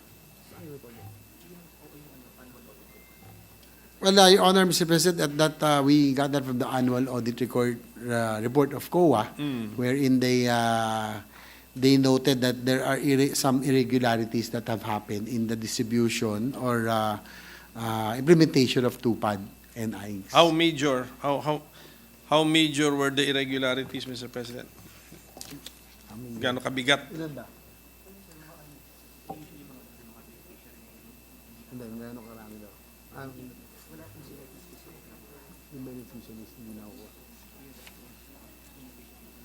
Well, it's the same thing that I mentioned earlier, no, that they noted that there probably ghost beneficiaries, yung pong mga nalalagay pangalan pero hindi naman talaga natatanggap. So because as I mentioned earlier, the problem with this program, it's cash, no? Cash po ito eh. So talagang ang ano ko to dito, that's why I mentioned it. There should be better safeguards because if it's cash, if it's really prone to temptation, no? Mahirap talaga pag cash eh. Pero kaya nga iniisip nga rin po nila kanina ng DSWD na instead of cash, in lieu of cash, rice or any other. Kaya lang logistically it is difficult. So as I'm bringing this out, I hope that they can devise a way or find a way to better safeguard, no? To make sure that yung talaga mapunta ito dun sa beneficiary kasi nga cash po ito. So, sige po, but if COA has noted major irregularities, we hope that COA will take the next step, di ba? If it's there are really major irregularities, Mr. President. Mr. President, ACAP was mentioned, so may I get the opinion of our colleague, Mr. President, about ACAP? Ang pagkakaalam ko sa ACAP, ito palang anong tunay niyang meaning, ayuda para sa kapos ang kita. Kailangan i-research natin ito kasi never na pag-usapan sa floor yan eh, dito sa Senado. Kasi correct me if I'm wrong, Mr. President, my dear colleagues, ang ACAP wala sa NEP, wala sa President's budget. Program po ito this is a program. Yung letter P doon, program yun eh. ACAP is program. Wala sa NEP. Nung nagsubmit ang House ng kanilang budget bill, the GAB, wala rin doon. So, nung nagko-committee hearings tayo rito, when we were still discussing based on NEP, we never talked about ACAP. Pagdating na ngayon sa floor, when we are now considering the GAB from the House, wala rin tayong pinag-uusapang ACAP. Ngayon, sa BICAM, ang resulta ng GAA, meron na pong major program na ACAP. I say it's major because 26 billion pesos. I think 26 billion pesos is an amount even larger than the budget of some departments. Tama po. So, that's correct. Ang tanong ko, Mr. President, hindi ba ang BICAM ay a mechanism invented by Congress to harmonize disagreeing, ang tawag term natin, disagreeing provisions. So, lagyan na lang natin differences in the versions of two bills. The bill of the House version bill and the Senate version bill. Ngayon, walang ACAP sa House version, walang ACAP sa Senate version, and then sa BICAM result or version after processing of the BICAM, may ACAP na. Ang tanong ko, Mr. President, is this not a misuse of the BICAM setup? And if it is a misuse, is it therefore unconstitutional as a program, Mr. President? Well, Your Honor, Mr. President, as I mentioned earlier, I likewise was I only I only learned about ACAP after the PI controversy, Your Honor, Mr. President. So, mukhang lumabas na po yan. Tama kayo, wala yan sa NEP, wala rin sa HGAB. Lumabas lang yan after the BICAM, no? And, well, unfortunately, it's another social program dole out na naman kasi meron na tayong AIX meron na tayong TUPAD and other programs before peace. So, I really don't know what the intention is. Probably this is really more for political purposes, Your Honor. Mr. President. And Mr. President, I will request the chairman of the committee investigating the Ayuda scam, Senator Bato Dela Rosa, if ever this is referred to him, and once he receives this referral, Mr. President, to also pursue that issue on whether or not AKAP is a constitutional and valid program, Mr. President. Because yan ang history niya eh. If we trace back the history from parang from out of nowhere po siya. Mukhang ganun na nga. Not from any version. Na ang purpose ng BICAM is to harmonize the differing versions. That is correct, Your Honor, Mr. President. And also, likewise, we may have missed it o ano, but I think for BICAM kasi na yan eh, kumbaga doon na lang sa disagree versions kasi tayo rin kung titignan natin, you have to be honest about it. We cannot read everything, but we will look into our advocacies, yung mga talagang nilagyan natin in areas of interest and our advocacy. So yun na lang madalas ang binabasa natin. So you are correct, Your Honor, their minority leader, talagang this AKAP program really came out of nowhere na talagang lumabas na lang po siya. As far as His Honor knows, Mr. President, anong department ba ang mag-i-implement ng AKAP? From what I know, it was DSWD. And even, I think, Siguro, the DSWD secretary was also not well-versed about this. So, kasi bago rin po itong programang ito. Mag-i-issue pa lang po sila ng guidelines, Your Honor, Mr. President, if I may interject with the indulgence of my two colleagues, I remember, Mr. President, during the pandemic, this representation had the opportunity to defend the budget of the Department of Labor and Employment. The AKAP program was lodged during that time with the Department of Labor and Employment. This is to help our overseas Filipino workers being repatriated or being forced to come back here in the Philippines. And that's the main reason why I just wanted to put that on record. It's been there, but again, the question is why was it transferred from DOLE to DSWD? I don't know the answer. I just want to put that on record, yes. Mr. President. Maybe, Mr. President, yung acronym nagkapareho or pareho ang tunog. Pero ang AKAP na ito ay ayuda para sa kapos ang kita. Wala na po itong nothing to do with the OFWs na po ito. Itong pinag-uusapan natin na AKAP. So Mr. President, siguro when this is now referred and then to a committee and heard by the committee, yung baka since part na ng magiging part na po ng speech yung ating interpellation na where we talked about the AKAP program, even the mechanics siguro of the AKAP, alamin na lang din natin po doon sa committee hearing na yon, Mr. President. Ngayon, to make the hearing in aid of legislation, meron po bang naiisip yung ating kakasamahan na Senator J.V. Ejercito on what possible legislative measures or suggested administrative actions can we do to improve these programs na may malesen ang kanyang potential for use for patronage politics, leakages of the amounts, etc., Mr. President?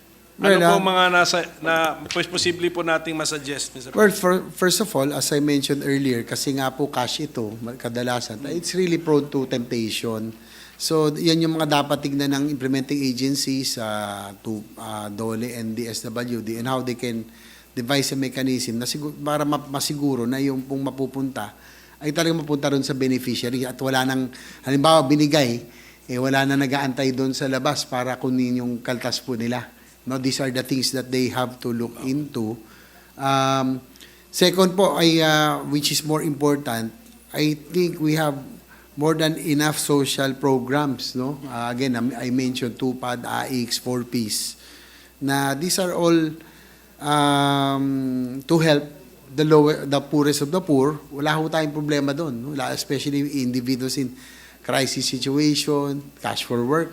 But again, I would like to ask DOLE, DSW, ano po ang exit mechanism? Dapat meron pong paroroonan eh. Again, we're spending billions here that have no return. Wala tong return. Talagang, kumbaga, dole out of, talagang pamigay ito, walang balik sa gobyerno, but it has to graduate somewhere. Again, kung meron bang training yan, no?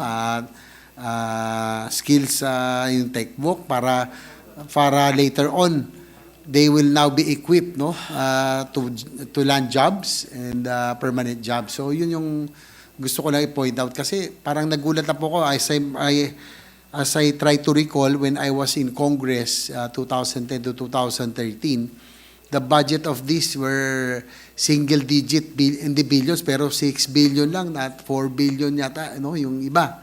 Ngayon po nasa 30 billion, 60 billion, ang lalaki na po. So again, I would want to find probably next budget hearing, we would like to ask the agencies concerned what is the exit mechanism, what's the end game.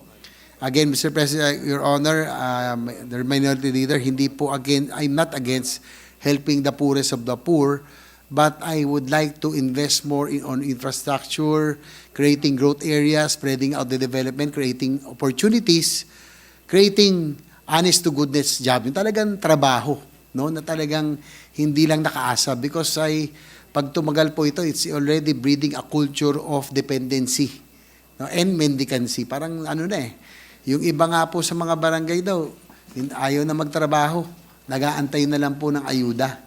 So yung ayuda mentality na po ang nangyayari. And that's what I'm really concerned of, Mr. President, Your Honor. Sige po. Talagang unmistakably, our hearing will be in aid of legislation. And then some ideas coming out now would be, as mentioned by our colleague, exit program, exit mechanism, use of non-cash items, entertain the use of that. Sige ako, suggest that there should be the list of beneficiaries, yung klaruhin na, sino ba talaga itong universe of possible beneficiaries. Ako, suggestion ko rin po, Mr. President, the amount should be announced publicly. And actually, if pwede, the program must have a standardized amount. Kasi pagka may discretion sa amount, yun na yun. Discretion allows corruption, Mr. President. That is correct. Pero siguro, these are just some of the ideas. I'm sure mas maraming lalabas pa doon sa hearing po natin how we can improve the programs and limit the possibility for fraud, deception, and abuse, Mr. President. Pero last question na lang po, Mr. President. Bakit po ba sa tingin ninyo, kasi ito rin, ganun din nyo sa Davao sa hearing, one of the Davao provinces, sa hearing po ni Senator Bato Bakit po ba na hawak na nung beneficiary yung amount, kasi tama naman yung amount na binigay, bakit ba siya papayag na paglabas niya, a few steps daw, or paglabas niya siguro sa area kung saan yung distribution, bakit siya papayag na may taong maghaharang sa kanya at sasabihin kakaltasan namin yung amount? Bakit po kaya sila pumapayag? Well, yun na nga siguro naisip nila at least may makukuha silang 1,000. Siguro yun ay usapan. Bago siguro sila mag-enlist, siguro sinasabi na po na makakatagpo kayo ng 7,500, pero gaya nung nasabi sa video kanina, talagang 1,000 lang ang inyo may uwi. Yung 6,500 ay para po sa taas. So, minsan talaga dahil sa hirap ng buhay ay nakakalungkot, maraming nagsasamantala and yung iba naman talaga pumapayag na pagsamantalahan sila dahil nga po kaysa wala sila makuha, di bali makakuha at least may 1,000 sila makukuha. Yun ang nakakalungkot po. Sige po, Mr. President. So, better siguro nga, ulitin ko, let's get some affidavits with clearly identified, anong tawag mo doon? Persons who will execute the affidavit so that we can call them to testify before us, before our committees. Yes, we are doing that already, Your Honor. Ito yung sa dati. Sige po. Ito po sabi ng staff ko, Mr. President, for the information of our majority leader, yung akap daw sa DOLE, abot kamay sa pagtulong. Abot kamay ang pagtulong. Yes. So, iba. Now, nagkaparehas lang po sa acronym, but we are talking about this new one, ayuda para sa kapus ang kita. So anyway, in the committee hearings, Mr. President, I hope na makilala natin ng mabuti itong programang ito, Mr. President. Thank you. Thank you, Mr. Thank you.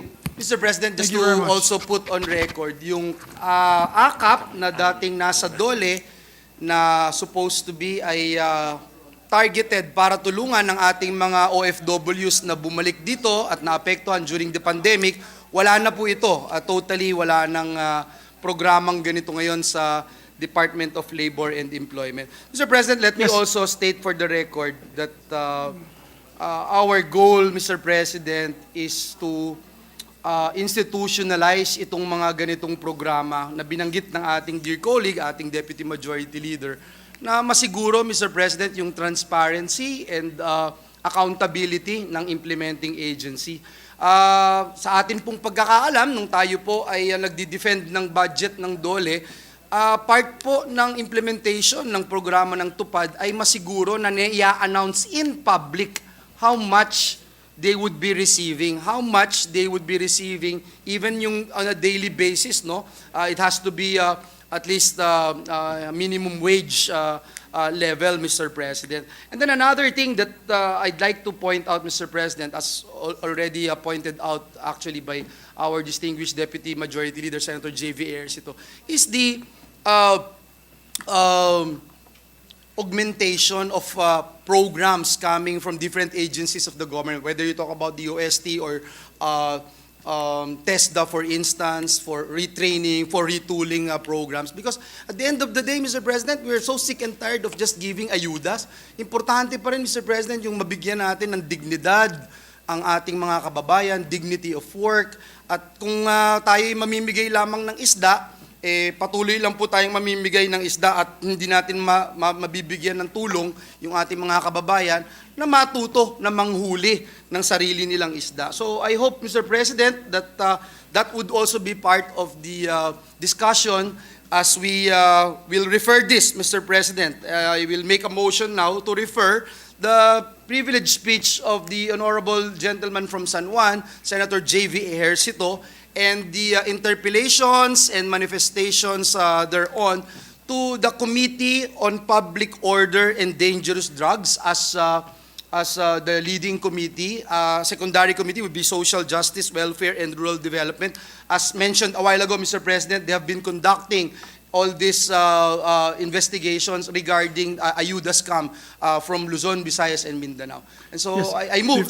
Before we act on the motion, I just want to say, because I've been hearing these problems not only in San Juan, there was also, I believe, a Davao. speech made by Senator Dela Rosa on Davao.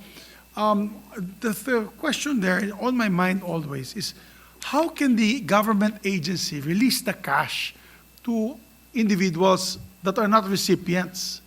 I've seen the pattern seems that the government agency, whether it's the DSWD or the DOLE, releases it to the staff of the congressmen, the mayors, whoever, or the staff that are there, and then they're the ones really giving it out to the people. Isn't it supposed to be the staff of the agency that is It's supposed to be the release? case. Whether it's if it's TUPAD, definitely the DOLE staff would be implementing it. If it's AIX, it's the DSWD staff, Mr. President. That's the reason why it is very important that we get to the bottom of this and file necessary cases as well as the releasing agency, the implementing agency, because they cannot. I don't think they are allowed to to give out cash to individuals who are not the recipients of these or not the beneficiaries of these funds and ayuda. Yes. Hindi tama po yan. And I think we should put a stop to this. We really should put a stop to this. Imagine how much money is lost. These are only 2 cases. What about the rest of the Philippines? Kung ginagawa nila po ito. Diyos ko, siguro billions are lost. Billions. It's just, and so many poor people cannot get their ayudas and assistance because billions are lost to corruption. It's a sad fact. Yes, Senator Dela Yeah, Rosa. thank you, Mr. President. Since this issue involves malpractice of government officials, particularly barangay captains, and as said by the good gentleman from San Juan, involves some councilors and even mayors. So I think, Mr. President, may I suggest that this the privilege speech can be referred also to the Blue Ribbon Committee, and we will conduct a joint investigation, Blue Ribbon and Public Order, so that this will be a full-blown investigation, Mr. President. Yes. So, Under mas maganda. under the rules, Blue Ribbon is the primary committee. Primary of committee, cases. yeah. And then secondary committee. Secondary yung, to me. committee po ninyo, which is public Yes. order. Yes, Mr. President. I would prefer because then you can already look at malversation of funds and then Yes. you can charge already the individuals, mga regional offices sa pag-release nitong perang ito. And then cases can be, the effect will be that the committee report and all evidences found by the Blue Ribbon Committee can be submitted to the Ombudsman for action. Plus these WD officials, Mr. President, Opo. why is this happening despite all the investigation that we have done? Bakit patuloy pa rin ito? So there should be some accountabilities pagdating sa ahinsya na nag-distribute nito. I agree. Thank you, Mr. President. Mr. President, let me just again reiterate my position on this, Mr. President. What prompted this representation to stand before you during the time when we were discussing the anomalous and highly questionable fake People's Initiative, Mr. President, is because of the fact that my kababayans in my hometown, Mr. President, were promised to sign something in exchange for this ayudas, Mr. President.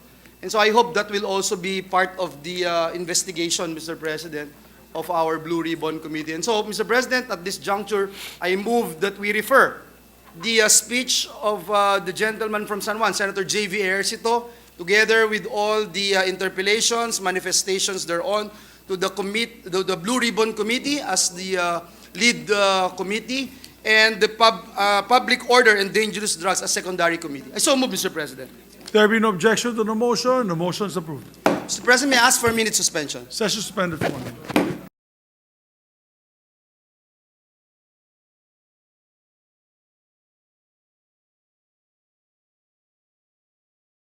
At this juncture, I move that we resume consideration of Senate Bill number 2386. This bill pertains to the Real Property Valuation and Assessment Act. So move, Mr. President. There be no objection, motion is approved. Mr. President, the parliamentary status of the measure is that we are now in the period of individual amendments. With the consent of the body, I move to resume the period of individual amendments using the clean copy of the bill as of February 21, 2024 as our working draft. So move, Mr. President. There be no objection to the motion is approved.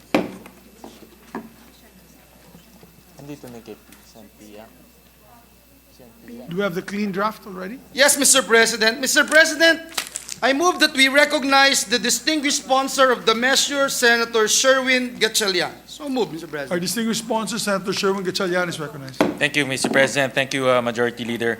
And to start off, Mr. President, was furnished by Senator Pia her amendments. So these are anterior amendments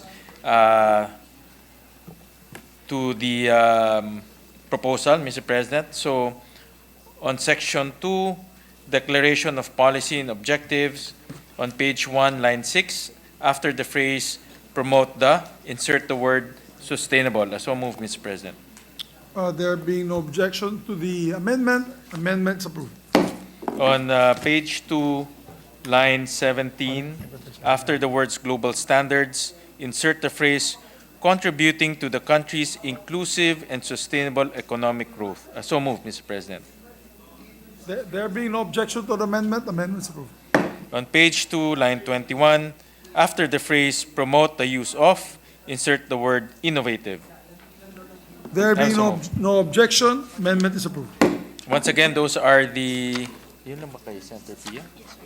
Those are the amendments of Senator Pia. So we move to ito ba? This one, page 3, no? Page 3. On Section 3, definition of terms. Sorry. Page 3, wala, no? Page 4 na. So page 4. Sorry, Mr. President. On page 4, line 13, after the word standards, insert the word PVS enclosed in parentheses. So move, Mr. President. There being no objection to amendments approved.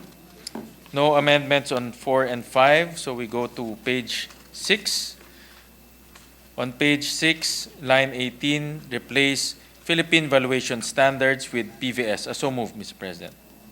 There being no objection, amendments approved. On page 10, line 4, after the word existing, insert a letter S in the word law. So move, Mr. President. There being no objection, amendments approved. On page 10, line 4, after the word regulations, insert a comma. So move, Mr. President. There being no objection, amendments approved. On page 11, line 22, after the words assigned by the, insert the words head of. So move, Mr. President. There being Head no of the, head of the. There being no objection, amendments approved. On page 11, line 12, delete the words executive director. So move, Mr. President. There being no objection, amendments approved. On page 12A, after line 13, insert a new subsection as follows. Letter C, enclosed in parentheses, the BLGF regional offices shall serve as the secretariat of their respective regional consultative committee. So move, Mr. President. There being no Period. There being no objection to the amendment, amendments approved. On page 12B, line 8, after the word entities, insert a comma. So move, Mr. President. There being no objection, amendments approved. On page 12B, line 19, after the words with the, delete the words valuation standards and replace it with PVS. So move, Mr. President. There being no objection, amendments approved. And You could probably proceed to the amendments, yeah. yeah, Mr. President. On page 13, line 8, delete the word revised and replace with proposed. So move, Mr. President. There being no objection, amendments approved. On page 13, line 10, after the word SMV period, insert a new sentence as follows.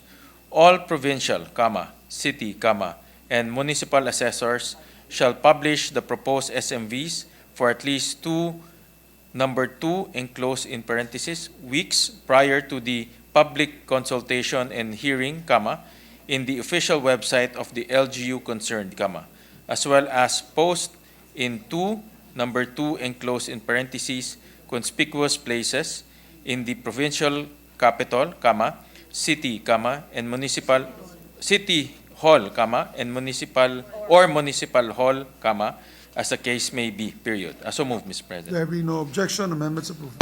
On page 13, line 11, delete the words upon the and replace it with the phrase after public consultation end. So move, Mr. President. There be no objection, amendments approved. On page 13, line 12, delete the phrase 60 and its numerical equivalent and replace it with 45 and its numerical equivalent enclosed in parentheses. So move, Mr. President. There be no objection, amendments approved. On page 13, line 13, delete the phrase proposed SMV and replace it with the word same. So move, Mr. President. There be no objection, amendments approved. On page 13, line 14, before the acronym BLGF, insert the phrase head of the. So move, Mr. President. There be no objection, amendments approved.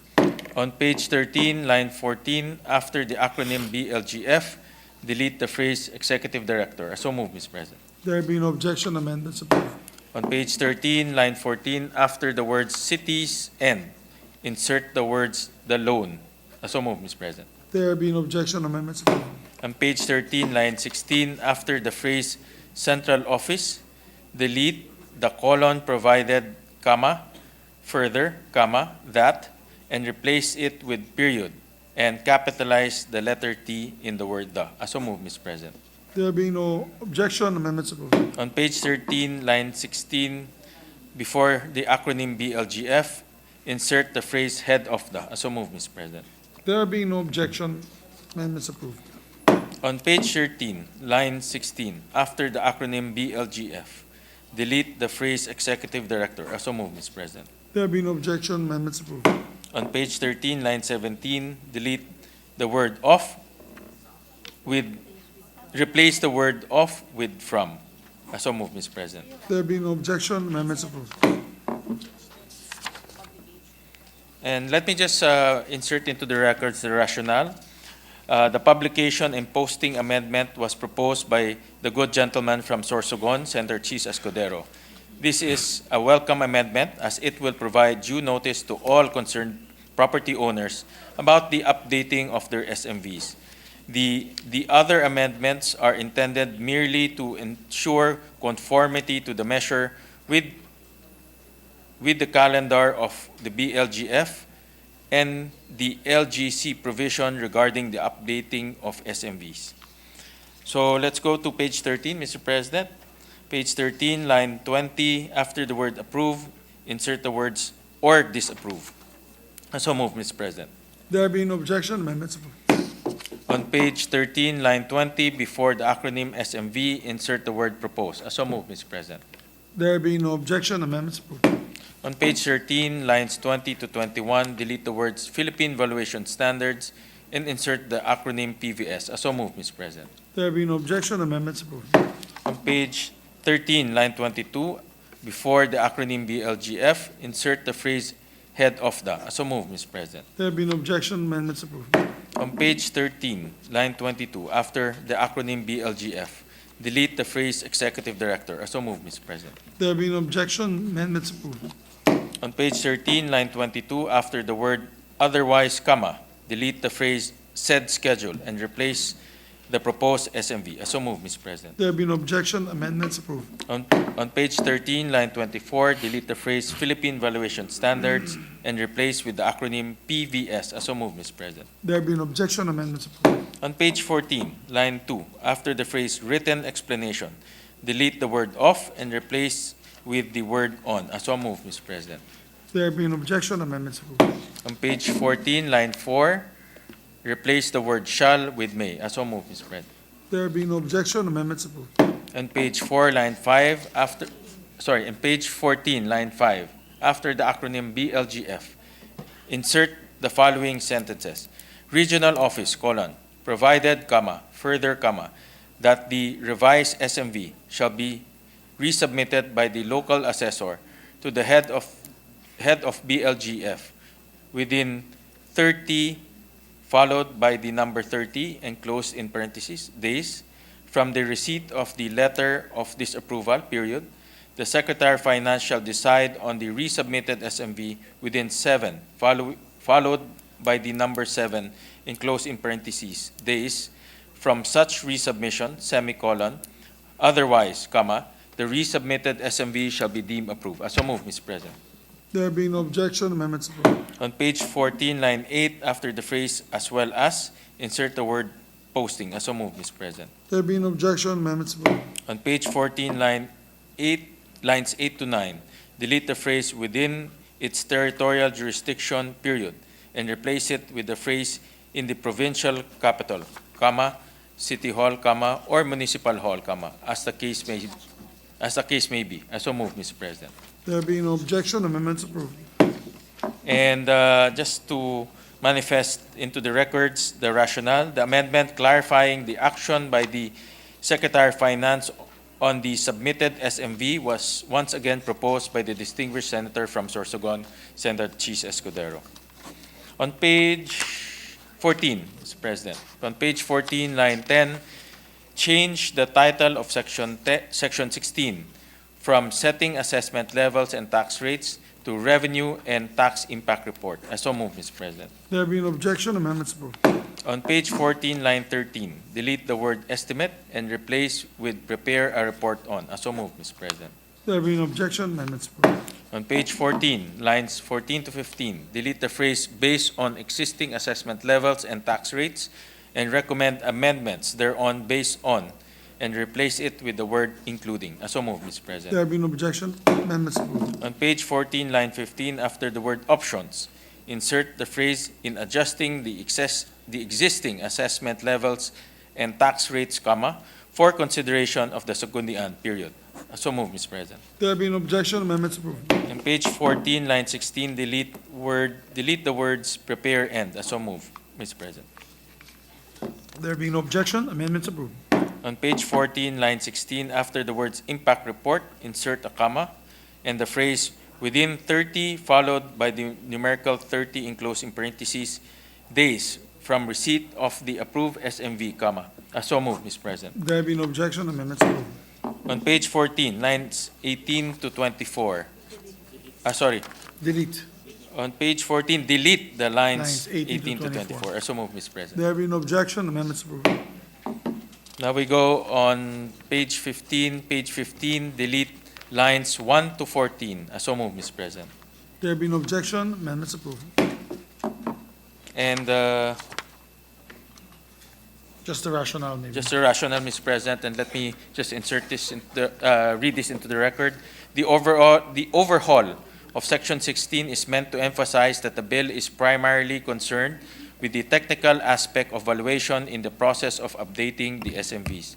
Thus, emphasis is given on the revenue and tax impact report of the assessor in guiding the LGU in setting the corresponding assessment levels and tax rates in such a way that will benefit both the LGU and its constituents. So we go on page 15. Page 15, delete the whole section 17 contained in lines 15 to 21 and renumber the succeeding sections accordingly. So move, Mr. There President. being no objection, amendments approved. On page 16, delete lines 1 to 6 pertaining to subsection A and replace it with subsection A for taxation purposes, colon.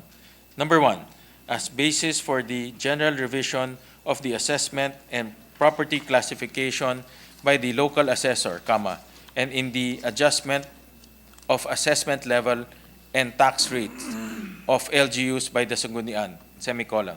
Number 2, as basis in determining the market value for other property dash related taxes such as local transfer tax, comma, sand and gravel tax, comma, community tax, comma, and other fees and charges, semicolon. And number 3, the Commissioner of Internal Revenue shall use the SMV for the actual gross selling price in consideration, comma, as stated in real property transaction documents, comma, whichever is higher, comma, in compounding any internal, in computing, yes. any internal revenue tax period. So move, Mr. President. There be no objection to the amendment, amendments approved. On page 16, lines 7 to 16 pertaining to subsections A and subsections B and C, and replace with subsection B as basis for real property appraisals and other related purposes of all government agencies, comma, instrumentalities, comma, and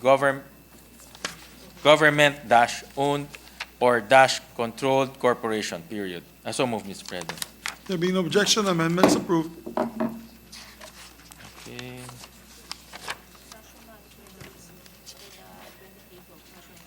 Okay. Yeah, we'll just insert into the record's rationale. The amendments herein are meant to simplify and clarify the intended purposes of the approved SMV, not just at the local level, but also for the benefit of the 23 government agencies conducting valuation at the national level. So we go to page 16. Page 16, line 21, delete the words thereafter, comma, they, and replace with the acronym LGUs. So move, Mr. President. There be no objection, amendments approved. On page 16, line 22, delete the phrase not earlier than and replace with the word every. So move, Mr. President. There be no objection, amendments approved. On page 16, line 23, after the word years, insert the word thereafter. So move, Mr. President. There be no objection, amendments approved. On page 17, line 14, delete the word however and replace with the word further. So move, Mr. President. There be no objection, amendments approved. On page 17, line 19, after the word provided, comma, insert the word finally, comma. So move, Mr. President. There be no objection, amendments approved. On page 18, line 2, delete the phrase which shall review. So move, Mr. President. There being no objection, amendments approved. On page 18, line 2, before the acronym BLGF, insert the words head of the. So move, Mr. President. There being no objection, amendments approved. On page 18, line 3, delete the words executive director. So move, Mr. President. There being no objection, amendments approved. So we go to page 18. On page 18, line 3, after line 3, insert a new section 19 and renumber the succeeding sections accordingly. Section 19, additional indicator for the grant of the seal of good local governance, dash. Compliance to this act shall be considered as an additional indicator under the criteria of good fiscal or financial administration or financial sustainability under Section 7A of RA number 11292, otherwise known as quotation mark, the Seal of Good Local Governance Act of 2019, quotation mark, period. So moved, Mr. President. There being no objection, amendments approved. On page 18, line 9, after the word studies, replace semicolon with a comma. So moved, Mr. President. There being no objection, amendments approved. So we go to page 19, Mr. President. Page 19, line 6, replace the number 26 with 24. So moved, Mr. President. There being no objection, amendments approved. On page 19, line 18, after the phrase belonging to, delete the word the and replace with third and. So moved, Mr. President. There being no objection, amendments approved. On page 19, line 19, delete the phrase levels such as third, fourth, fifth, sixth class. So moved, Mr. President. There being no objection, amendments approved.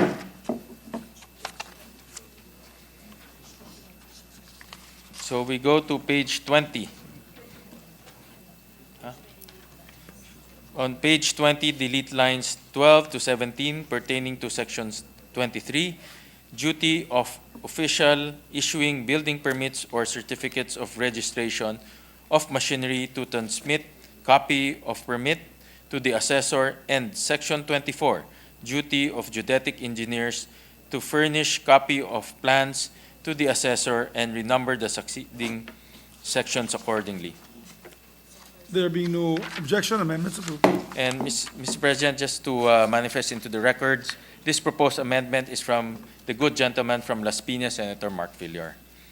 On page 21, line 3, delete the title of section 26, failure to comply with the required submission of documents, valuation standards, and preparation of schedule of market values, and change it to violations committed by government officials and employees. So moved, Mr. President.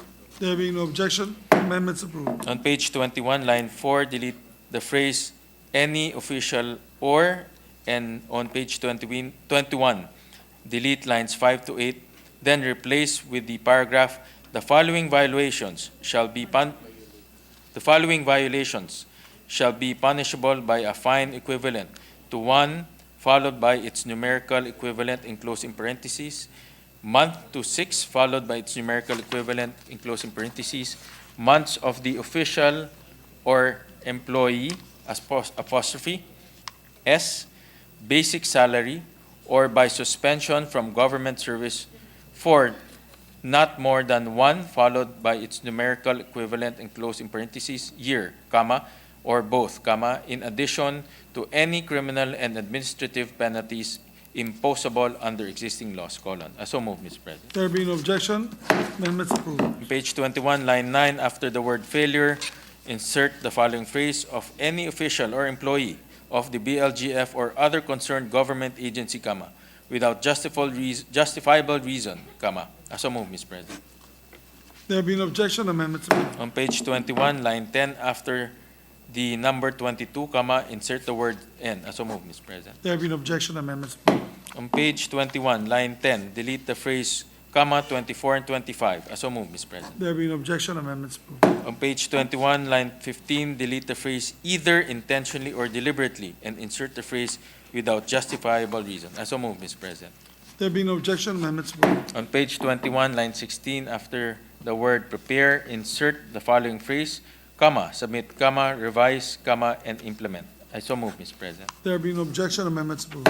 On page 21, line 16, after the word SMV, insert the phrase, comma, or conduct general revisions, comma. I so move, Mr. President. There being no objection, amendments approved. On page 21, delete lines 17 to 24. I so move, Mr. President. There being no objection, amendments approved.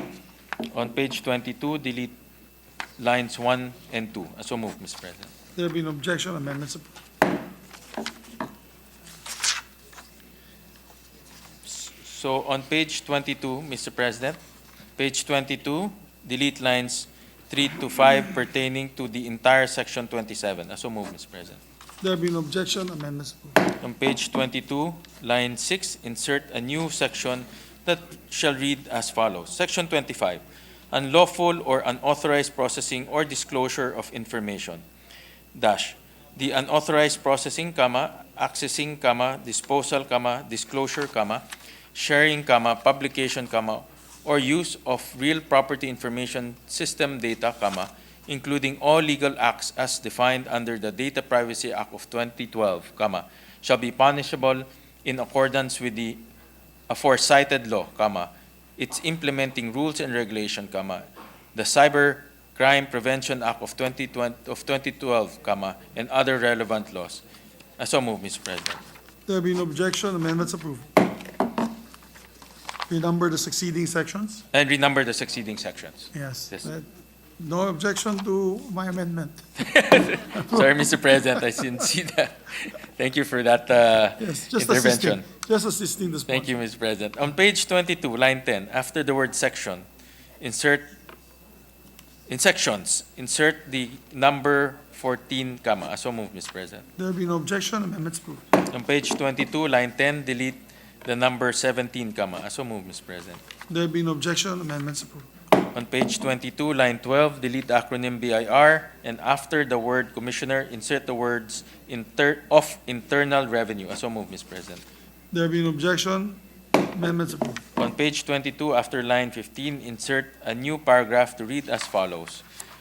For the first year of effectivity of the approved SMV in accordance with this act, comma, any increase in real property taxes, comma, including special education fund, comma, idle land tax, comma, and other special levies on real property, comma, shall be limited to a maximum of 6%, followed by its numerical equivalent enclosed in parentheses of the real property taxes assessed on such properties prior to the effectivity of this act, colon, provided, comma, that the LGU may enact an ordinance to impose a cap on the increase in real property taxes for the succeeding years. So move, Mr. President. There be no objection, amendments approved. Senator Cheese. Mr. President, the rationale, the amendment proposing a cap on the RPT increase was the combined product of the brilliant minds of Senators Escudero, Angara, and this representation. The primary intention here is to protect the property owners from sudden increase of RPT due at the first year of the effectivity of the new SMVs. On the other hand, the proviso giving the LGUs flexibility to impose a cap on real property taxes is being introduced in order to give the LGUs another option to manage the increase of RPT dues once the new SMVs becomes effective. With this amendment, the LGUs may caution the effect of the new SMVs to the RPT due by doing any of the following. First, enact an ordinance adjusting the assessment level or tax rates or both. And second, enact an ordinance imposing a cap on RPT due after the lapse of the cap provided for in the RP-VARA bill. Lastly, this representation wishes to emphasize that the cap applies not only to RPT due, but also other real property taxes such as idle land tax, special education fund, and other special levies, since the tax base of these taxes are also based from the new SMVs. So we go on page 22, Mr. President. On page 22, line 15, on page 22, after line 15, insert a new section to read as follows. Section 27, grant of tax amnesty on real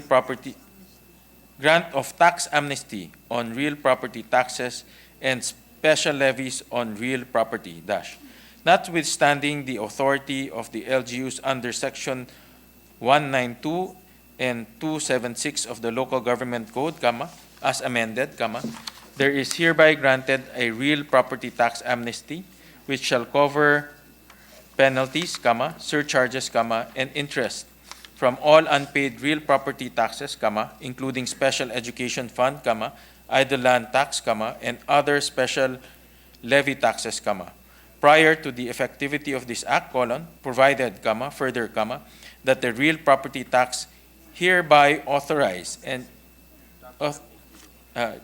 that the real property tax amnesty hereby authorized and granted can only be availed within a period of 2 numerical equivalent enclosed in parentheses, years after the effectivity of this act period.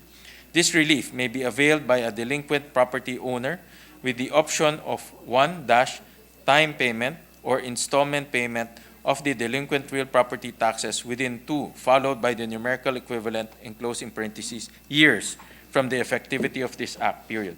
This amnesty shall not extend to the following real properties, A, delinquent real properties which have been disposed of at public auction to satisfy the real property tax delinquencies, B, real properties with tax delinquencies which are being pursuant to a compromise agreement, and C, real property subjects of pending cases in court for real property tax delinquencies, period. So moved, Mr. President. There being no objection, amendments approved. And Mr. President, once again, allow me to read the rationale. This proposed amendment is intended for the benefit of both the property owners and the LGUs. This is to provide a clean slate for both parties prior to the initial implementation of this proposed measure. This is an amendment proposed by Senator Mark Villar, Senator Escudero, and this representation. Again, this representation wishes to emphasize that the amnesty applies not just to the interest, penalties, and surcharges on unpaid RPT, but also on other real property taxes such as idle land tax, special education fund, and other special levies, since the tax base of these taxes are also based from the new SMVs. Furthermore, real property owners are allowed to pay taxes due in installment in order to encourage taxpayers to avail of the amnesty. So we go on page 22, Mr. President. On page 22, line 19, after the words including the, insert the word loan. So move, Mr. President. There being no objection, amendments approved. On page 22, line 21, delete the second letter S in the word Sanggunian. So move, Mr. President. There being no objection, amendments approved. On page 22, line 23, delete the number 16 and replace with the number 15. So move, Mr. President. There being no objection, amendments approved. So we go on page 23, Mr. President. Page 23, line 9, delete the phrase Secretary of Finance through the BLGF and capitalize the letter E in the word each. So move, Mr. President. There being no objection, amendments approved. On page 23, line 15, after the words LGUs, period, insert a new sentence to read as follows. The Secretary of Finance, through the BLGF, shall grant a subsidy to third and lower income class LGUs in order to augment their resources for purposes of creating the RPTAF, period. So move, Mr. President. There being no objection, amendments approved.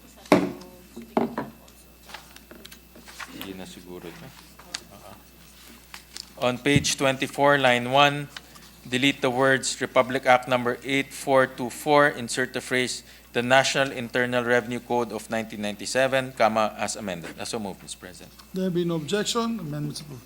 On page 24, line 6, delete the word 6 and its numerical equivalent and insert the word 3 and its numerical equivalent enclosed in parentheses. So move, Mr. President. There being no objection, amendments approved. On page 24, line 9, after the phrase implementation of this act period, insert a new sentence that shall read, the non-promulgation of the IRR shall not prevent the implementation of this act upon its effectivity, period. So move, Mr. President. There being no objection, amendments approved. On page 24, line 14, delete the phrase 214, delete the phrase 214, 215, 217, 218, and insert the word end. So move, Mr. President.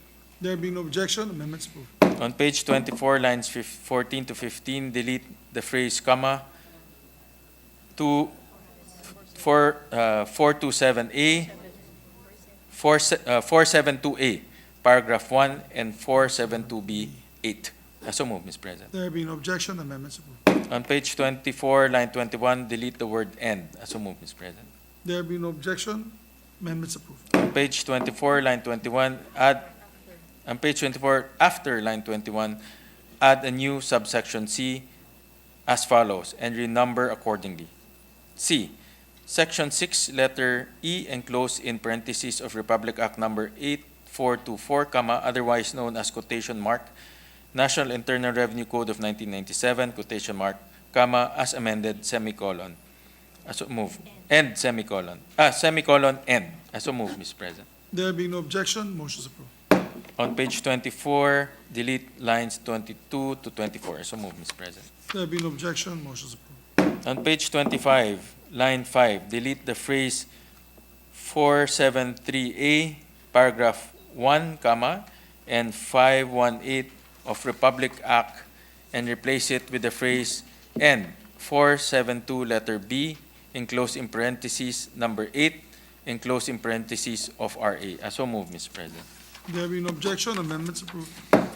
On page 5, on page 25, line 6, after the number 7160, insert the phrase comma, otherwise known as the quotation mark, Local Government Code of 1991, quotation mark. So move, Mr. President. There being no objection, motion is approved.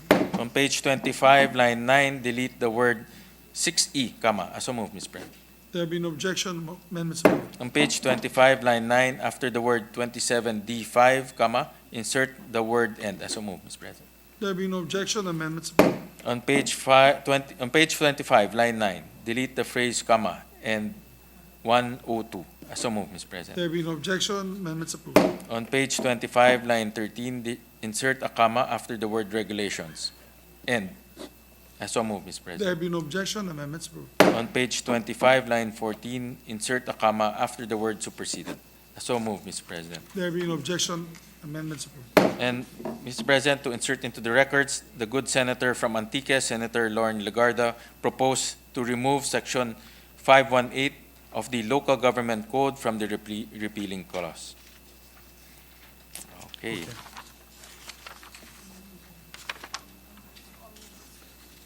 Please proceed. Omnibus na.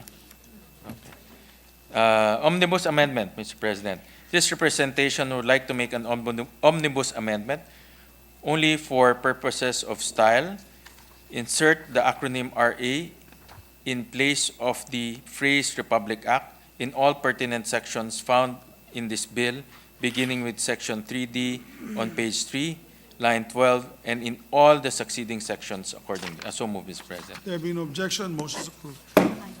Title na?